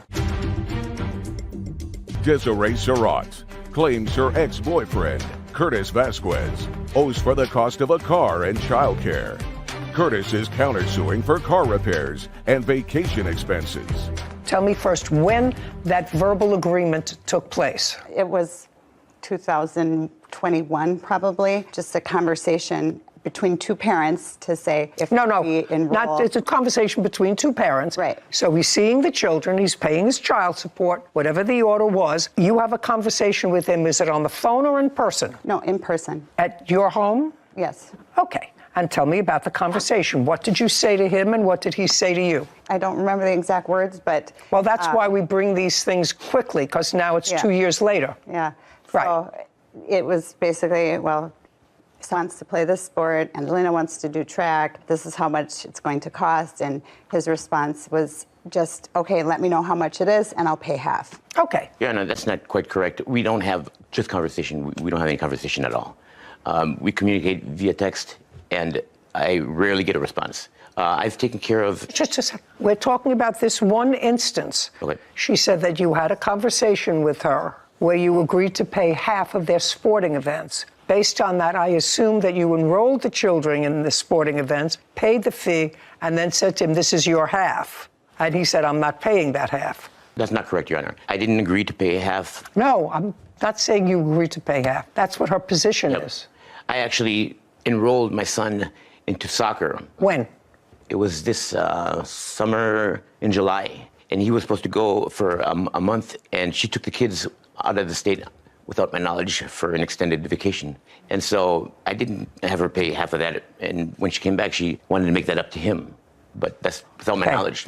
Okay. How much did you pay for soccer? $75. So you never had a conversation with her about paying half of this? And it was never reduced to a modified order of the court because you have a court order for support. Okay, so I'm eliminating that. You want to change the order of support, you have to change it in court. Now let's move on to the second thing that you think that he owes you for.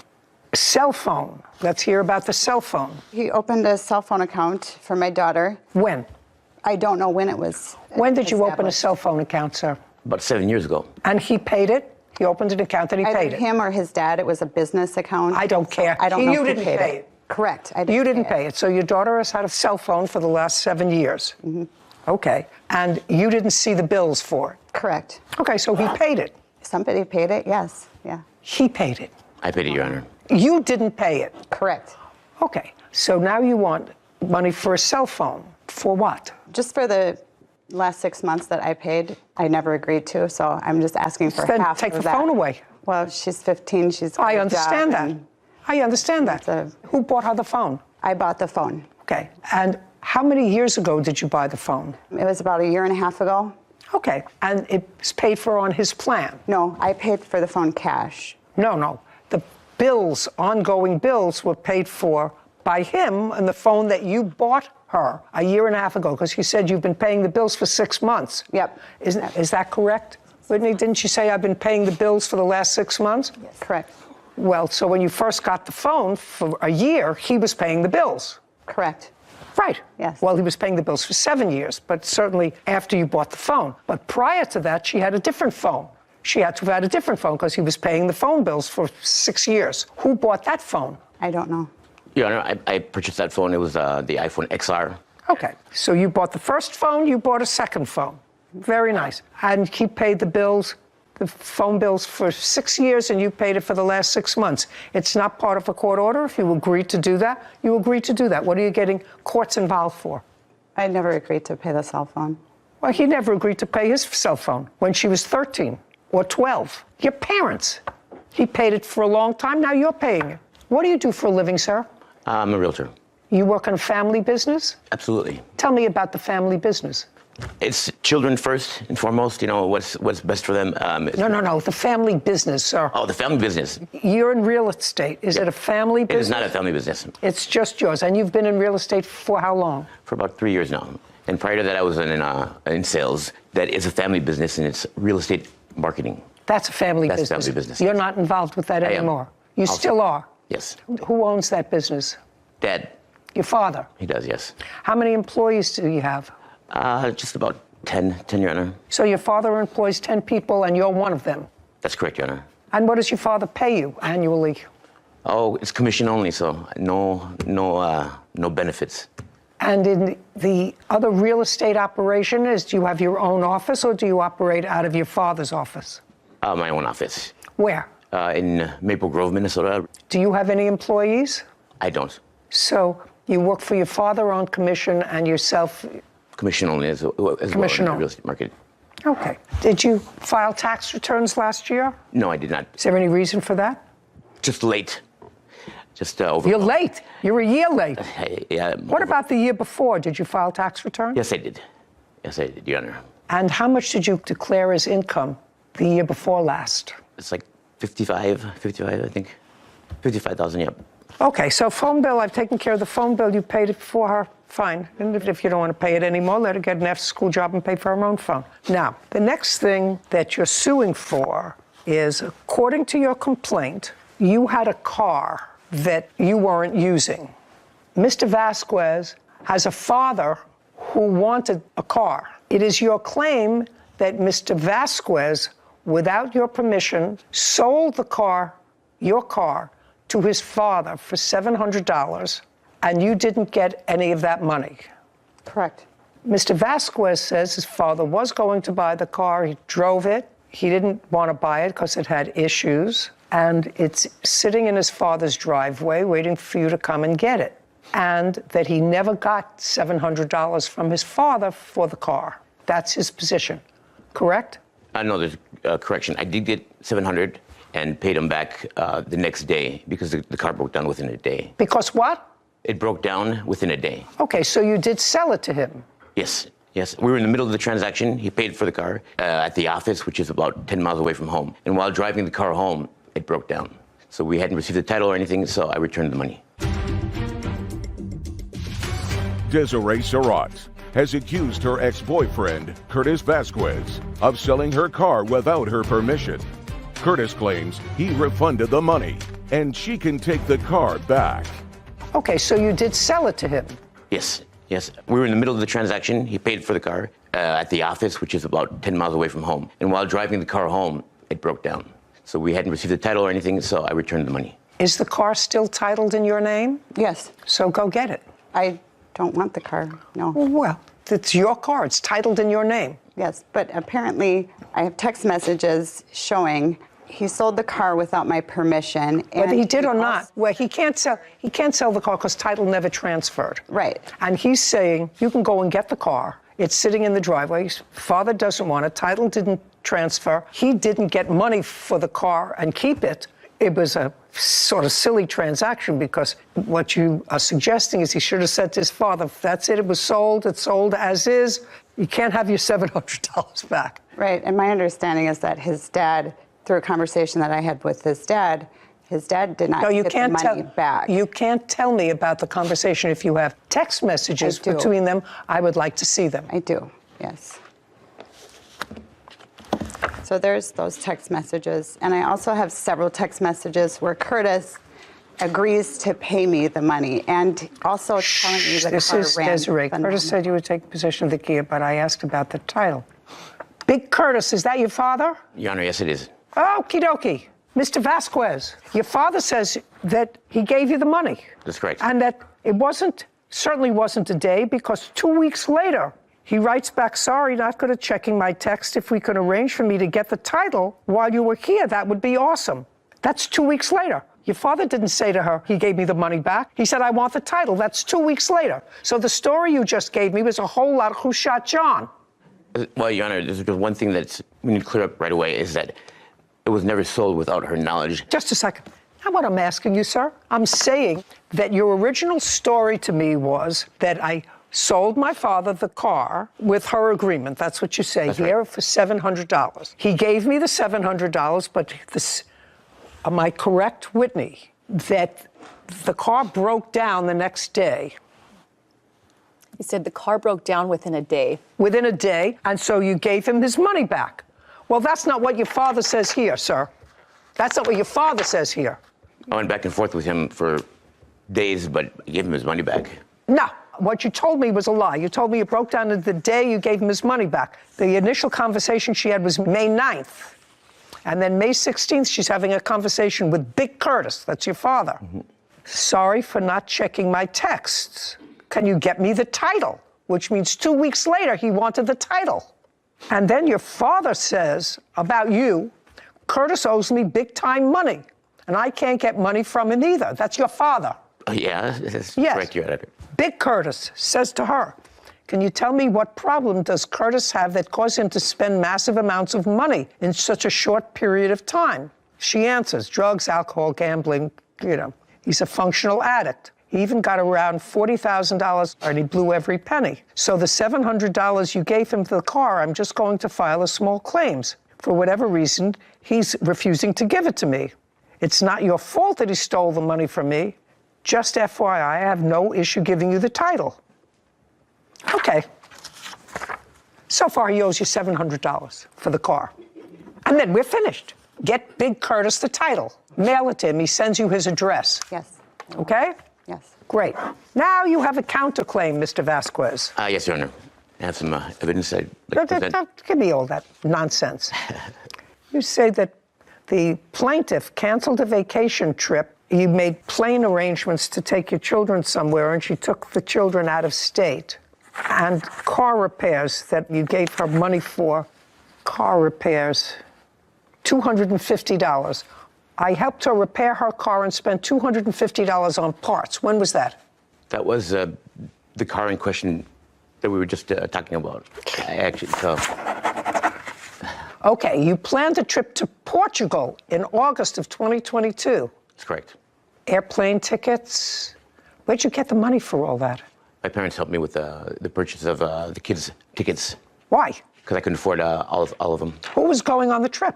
It was going to be my wife, myself, and 2 kids. Did you go on the vacation to Portugal with your wife? No, we did not make it.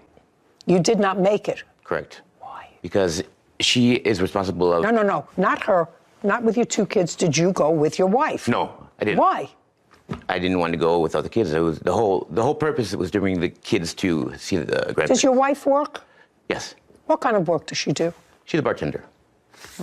Judgment for the plaintiff in the amount of $700. Don't make any more private agreements with him, madam. I think it's a big mistake.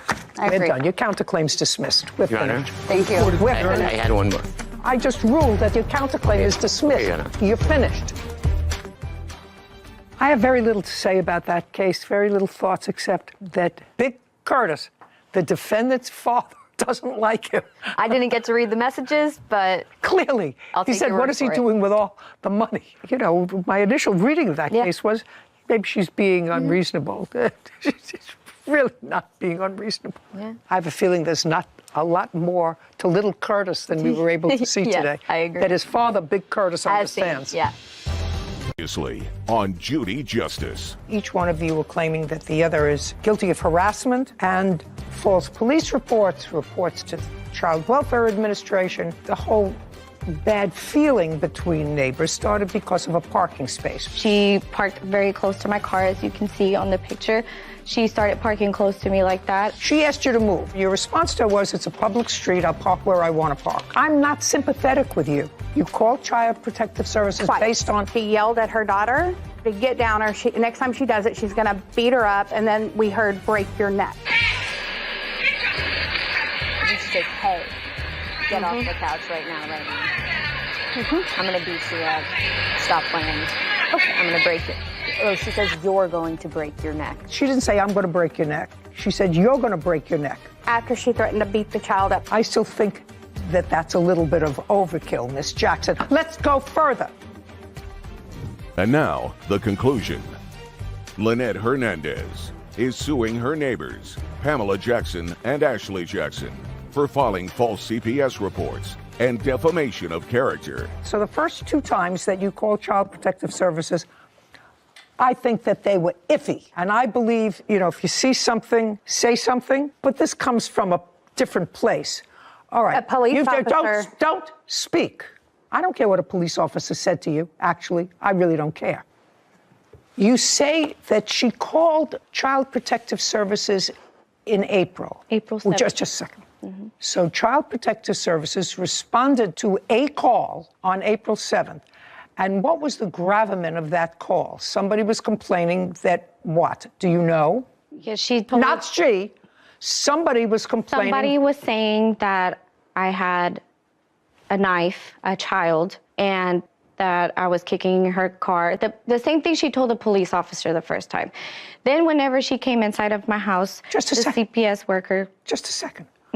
She says she did not call Child Protective Services in April. That's what she says. So now you're going to show me proof that she called Child Protective Services in April. She acknowledges she called 3 times, all after August, either August, September, or thereafter. So show me proof that she called in April.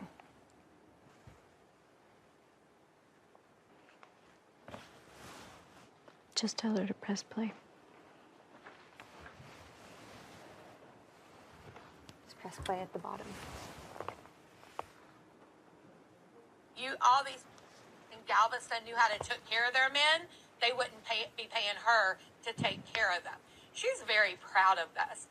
She's proud of she doesn't care that her kids are there. I've seen signs of things that have happened. You know what? There was one incident, and yes, it did get reported to CPS.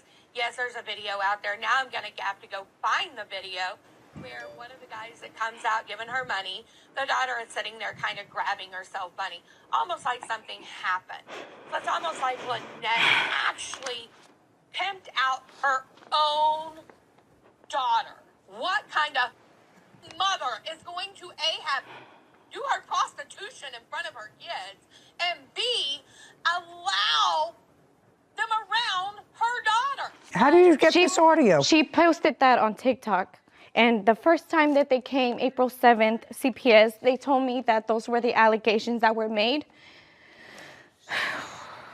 Clearly, that's your voice. It's clearly, just a second. That was after. Clearly, That's your voice. Yes, that's my voice, but I'm not the one that called. I learned about the allegations. Clearly, she called the police. Clearly, that's your voice. And those are pretty serious allegations, because you're not only accusing her of committing a crime in front of her children, you say in this audio, which is on TikTok, is that where it is? See if there's people are so crazy, that she is using her daughter, who is 7. That's what you say on here. That's pretty vicious. At the time, just a second. That's pretty. Your Honor, she's claiming that I'm a prostitute. Just a second. Does it sound as if right now, I told you, I don't care if you have to parallel park. There's another TikTok to why that one was posted that would clear more information. I don't care if you have something that would clear more information, madam. She accused me of being arrested for calling CPS when I wasn't. And that particular CPS call, somebody else, she called the police after Did you post this after on a just a second? I got fired for. That's your voice. And I don't care if you're having a private conversation with somebody, if you're saying to somebody privately, this is what I think is going on there, this is what I think. You posted this on a public platform, accusing her, not only accusing her, but saying that you saw her home being used for prostitution and her using her child for prostitution. That's what you say. Hey, that's what you say in here. And it was posted, because that's the only way you get it. Views, unlike hers, that had over 4 million. Just a second. I'm telling you that is egregious. That is egregious. Now, I have a question for you. Have you ever been arrested? No, ma'am. I didn't ask you for anything.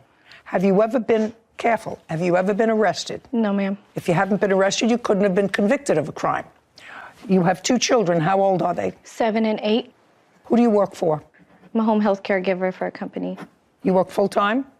Part-time, because I was a student. Where? In Galveston College. Is that a brick-and-mortar school? It's a community college. But it's a brick-and-mortar school. It's not online. No, it's public. When I say it's a brick-and-mortar, it's a building rather than something in the cloud. Yeah. Okay. Outrageous. That's outrageous. She ended up... Lynette Hernandez claims her neighbor, Pamela Jackson, defamed her on social media. Pamela says she called CPS on Lynette after she witnessed abuse. Okay, when's the 3rd time you called? The 3rd time, she was outside with her child. Her child threw a ball at her. She took the ball, and with full force, she took it and threw it at his face. She also threw it at his groin. Then when he was upset and crying, she looked at him and told him, "You've been hit harder than that in soccer." Okay. Did you have a video we have of a that? recording. I'd like to see it. Which one is your phone? The happy face or this face?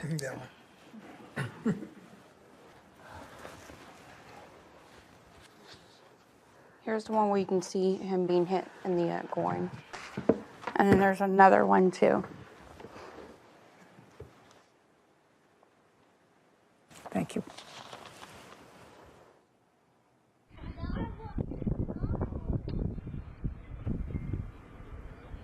I'm not sure what this is showing.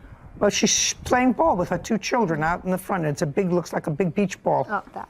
And then she throws the ball in it, but it's in a in a very light-spirited way. These are not angry. The other one's not. These are, oh, I got it. Just a mother playing with her children. CPS closed all of these cases after they came out and interviewed you? Yes, ma'am. Okay. It was ruled out because they didn't find anything. Okay, now I'm going to hear one thing from you, only one thing, and that's your counterclaim, because I don't care about police, I don't care calling the police. You're all entitled to do that. CPS is a whole different thing. If I could add something, please? Not unless it's on video, because what you showed me so far... I got document for this one. What? We've got documentation on this one. On what? In retaliation, she called CPS on my daughter, who doesn't have kids. Who cares? Then your daughter's not at risk if she has no children. CPS responded based upon at least 3 times, maybe 4, but at least 3 times. And so far, nothing that I've seen, other than the fact that you were annoyed, would require or suggest child abuse. or neglect. So I'm telling you, that's trouble for you. All I want to hear now is you claim she assaulted you. That's your counterclaim. I don't want to hear about anything else. You claim she assaulted you. Well, we have two parts to that. Just We a also second. have defamation. All I care about, you have to understand, I find that what you and or your daughter did by calling Child Protective Services vindictive and vile. And it took people who should be out there really looking to take care of children who are really abused and or neglected, took their time to come out, do an investigation, all because of vindictiveness. Because I saw nothing. If I were trying a neglect I have case, video of hey, the cop telling me to call just a CPS. second. Just a second. I don't care. You have shown me the basis that you used to call Child Protective Services. You took the video of it. And I'm telling you, that was my business for a quarter of a century. I would never make a finding of neglect based upon anything that you had here. Anything. So now, follow directions. You know, I told you, I'm an equal opportunity abuser. I told her she's got to learn how to parallel park and not tell people where to park on the street. All I'm interested from you is tell me about this assault that you allege occurred. The night of the assault, and we have video of it. I just get that ready. date, just a second. Date. November 27th, this past year, 2022. It was in the evening. I was outside changing my cameras, and she came home and took my trash can because she had put hers in front of my car that day, or the day before. And the cops even, because at first she... No. Don't go off on a tangent. Okay. So she took my trash can, put it in the middle of the road. She likes to try to get me tickets, so I went to go move it. She kept pulling it and moving it back out there. So finally I went to go grab her can to move it over. Well, she ended up taking my can and going like this. Literally shoved it into me 4 times. I ended up with scratches and bruises. Okay. I've got a back strain and it agitated my arthritis. I'm going to see. I've got the medical record. Just a second. I'm going to see the video of that and the police report. Can you pull that video? I don't have my phone. Your Honor, I have the video of the whole incident. Is this ours? Yes. My phone. Pull up that video. We have it on the monitor if you want to see it. Oh, yeah. I'm about to move it.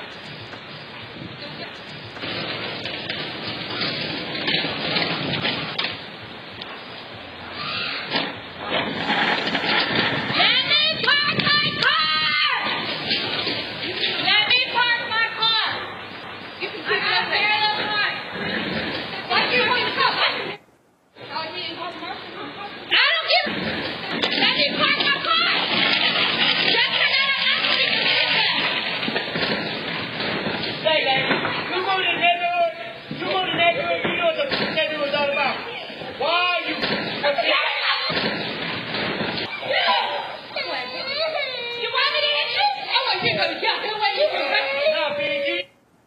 I don't see any. Your Honor, I have a video of the whole Just a second. I don't see anything there. Those are just clips. Shh. I don't see anything there.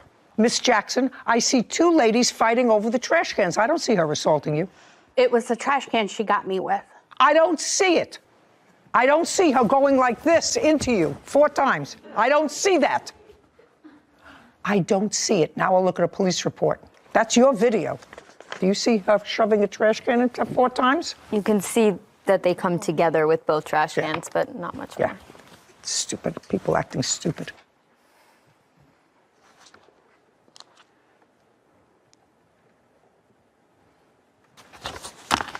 Nonsense. Stupid. Your Honor, I have the video of the whole incident of how it first started. I'd like to see it. She made a. Where's my pink phone? I gave them all Pink phone. Every angle of it. Because she Pink phone. she lied. Don't speak. I'm not. She made another false accusation saying that I was the one who put it in the middle of the street. I came, and she was the one who came first and started putting it in the middle of the street. And I'm gonna find the video for you. Yeah, you know, I really don't care. Listen to me, Miss Hernandez. Yes, ma'am. Take your phone. I really don't care. Okay. I look there and I don't see an assault. Okay. I don't see an assault, and that's really all I was interested in. Defendant Pamela Jackson is accusing her neighbor, Lynette Hernandez, of abusing her children. Lynette claims Pamela posted damaging content on her social media. Okay, Miss Jackson, when we started out this case, I said to Miss Hernandez, in effect, don't be a big baby. You have to park your car, learn to parallel park, and you can't tell somebody else that they can't park in front of their house. And you were absolutely right. Right? Mm-hmm. You owe her $5,000. I'm entering a judgment on her behalf of $5,000 for your erroneous call to Child Protective Services. That's my judgment. Don't do it again. Don't take. I'm speaking. I'm speaking. I'm speaking. Hey, listen to me. Listen to me. I'm speaking. You showed me your best evidence. You said I have it all recorded. Why I called Child Protective Services. You showed me. There was nothing there. In the videos you showed me, because this is not a because. This is not a because. This is not a because. I also find what you posted on TikTok abhorrent. What she posted was worse, and it's viral. You didn't even give me a chance to present Just a second. The only thing that I am hearing are the calls to Child Protective Services and your assault. I didn't see the assault. But I saw Child Protective Services, judgment for the plaintiff in the amount of $5,000. Your counterclaims dismissed. We're finished. This court is adjourned.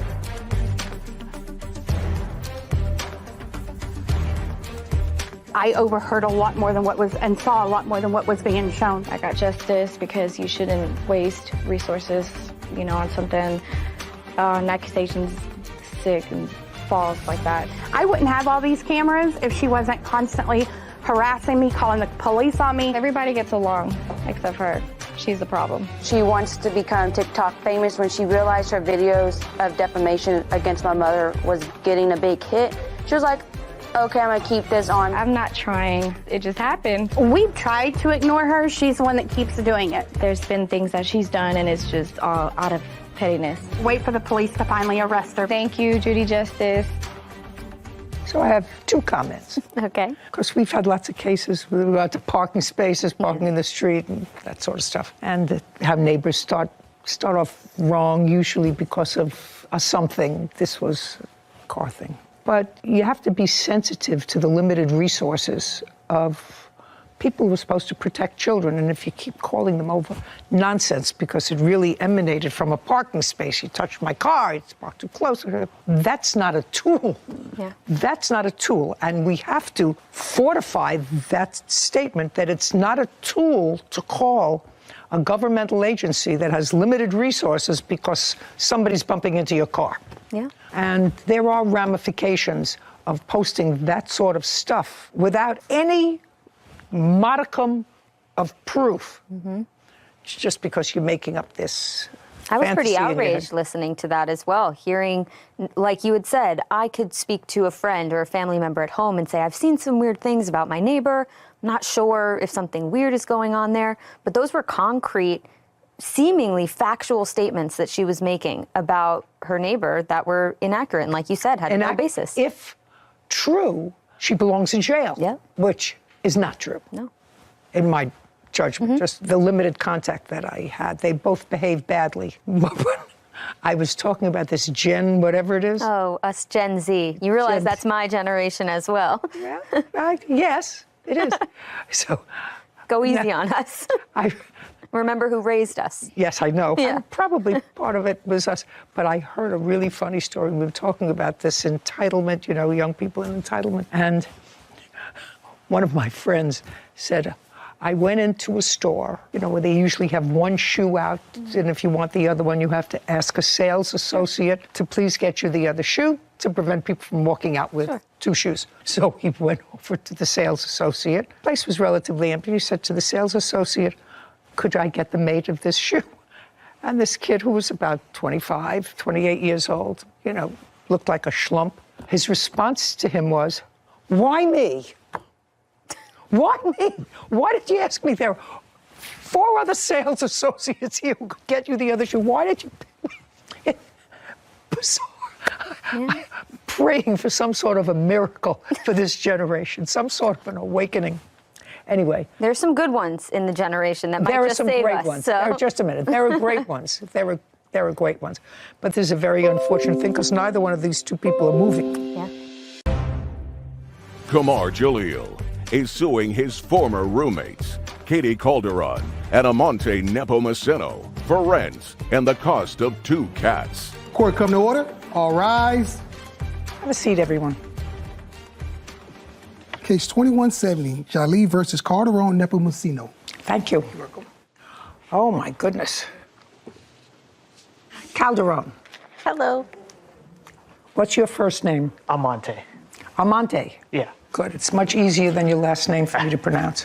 Mr. Giulio, this roughly is what the case is about. You and Miss Calderon were in a relationship for a period of time. You decided to take an apartment. You were both on the lease. So far, correct? Correct. Your arrangement with Miss Calderon, which seems to be consistent in both your complaint and your answer, is that you had a much better paying job.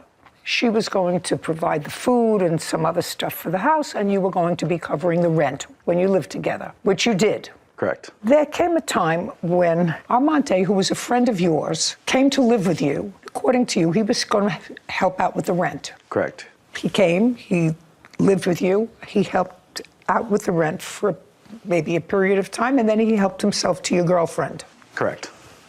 Now they're a couple. When you were no longer a couple with Miss Calderon, she stayed in the apartment for a period of time, but then they both left. Correct. And you're suing both of them for rent and for the return of 2 cats that they took when they left. You claim the cats are yours. That's correct. That's what the case is about. And some cat expenses in the event that I let them keep the cat.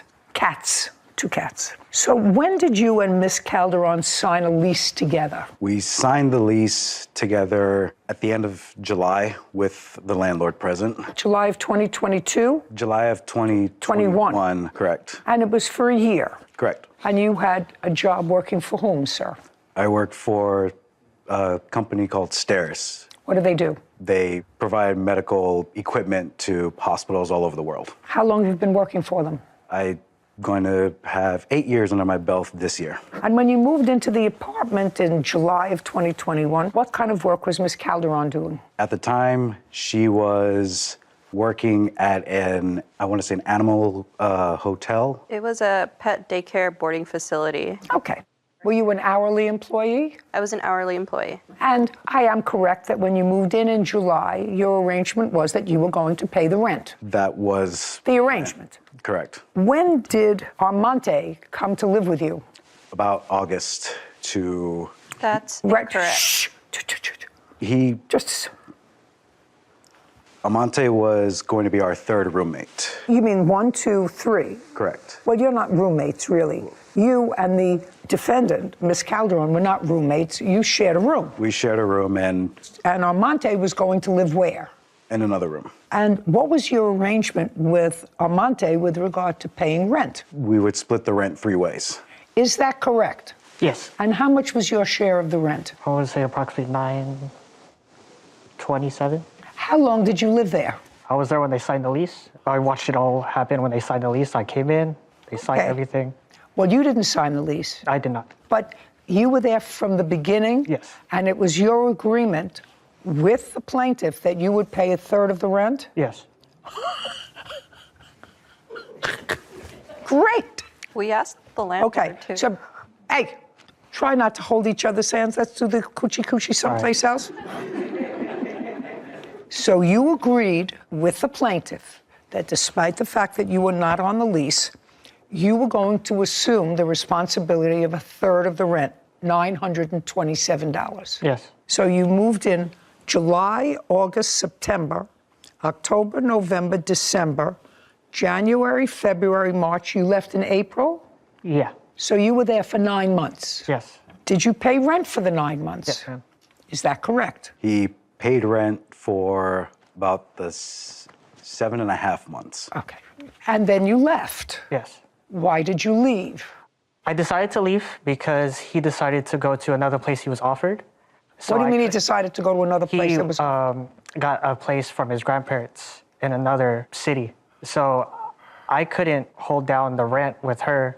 So I decided to leave to save money and go back to my parents' house. Now, Mr. Jalil, you see, you don't make up a story like that, like he just told me. a lot of that has the ring of truth to it.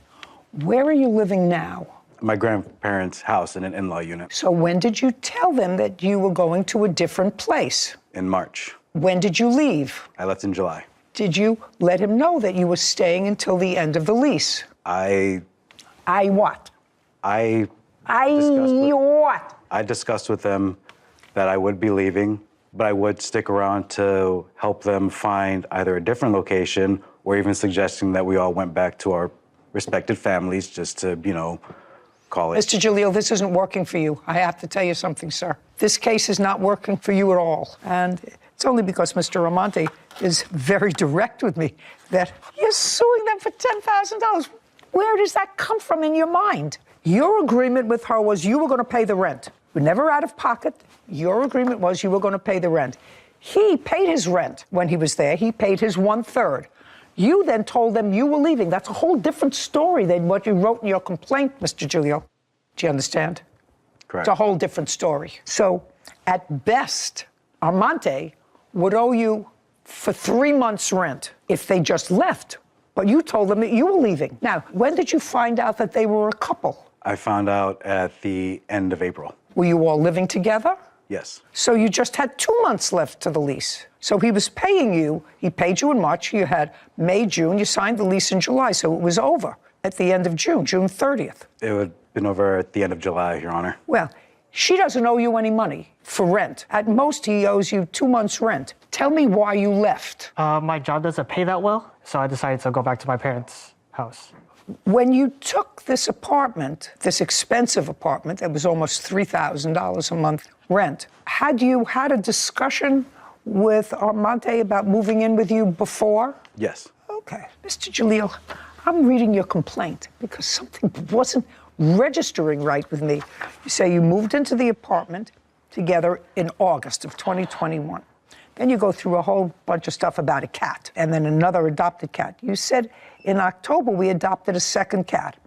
Around this same time, a third roommate moved in to shoulder some of the rent. Well, that's not true. He moved in right at the beginning. And that was... that was what? That was... a mistake. That was a mistake. Okay. But Armante acknowledges that he agreed right at the beginning. He volunteered the fact that he was there at the lease signing because it was agreed at the lease signing that he was going to pay a third of the rent. So, sir, you owe him rent as long as you show me that you've paid the rent. You moved out in July? Yes. And you paid your rent through July, or were you evicted? No, I paid my rent in July. Through July? Yes. Okay. 1854. Armante, you owe him $1,854. That's for 2 months' rent. Got it? Okay. I'm not subtracting anything because you stole his girlfriend. That's fair. What were you requesting when you filed your small claims case? Either the return of both cats or $5,000. That's not happening for you, Mr. Giglio. Kamar Jalil claims his former roommates, Katie Calderon and Amante Nepomuceno, are wrongfully keeping his cats and owe him rent money. Now let's deal with the issue with the cats. She doesn't owe you any rent. That was not your agreement with her. You moved out in July. August, September, October, November, December. 5 months ago, she's had both cats, right? Correct. She says they're her cats. When did you first file a small claims case? September of 2022. What were you requesting when you filed your small claims case? Be careful. I was requesting either the return of both cats or $5,000, which was the accumulated expense of not just the cats, but also the expenses of her dogs as well. So any animal expenses for the time. That's not happening for you, Mr. Giglio. When the cats were either registered or went to the vet, whose name is on the sheet as owner? I believe it was Miss Calderon. Is that correct? That's correct. And she owns the cats, and she's had them for the last 5 months. I suggest that you go and adopt 2 more if you want some more cats. Do you understand? Yes. You were living together as a couple. However, your friend Armante has to pay you for the couple of months' rent that he didn't because he says, not you, he volunteered that was your agreement from the very beginning. So he owes you $1,854. We're finished. Thank you very much. This court is adjourned. I think he's just kind of butthurt that I moved on. At least now I can put everything behind me and say that I did try. I didn't think it would escalate this far. All you can do in a situation like this is just you learn from it and you move on. The heart wants what the heart wants. This is what it is. It's life. I find fascinating, Sarah, that people will write and or be assisted in writing a complaint and an answer, but they read it over. This man is an intelligent man. He has a serious job for 8 years. First of all, he was suing for $10,000.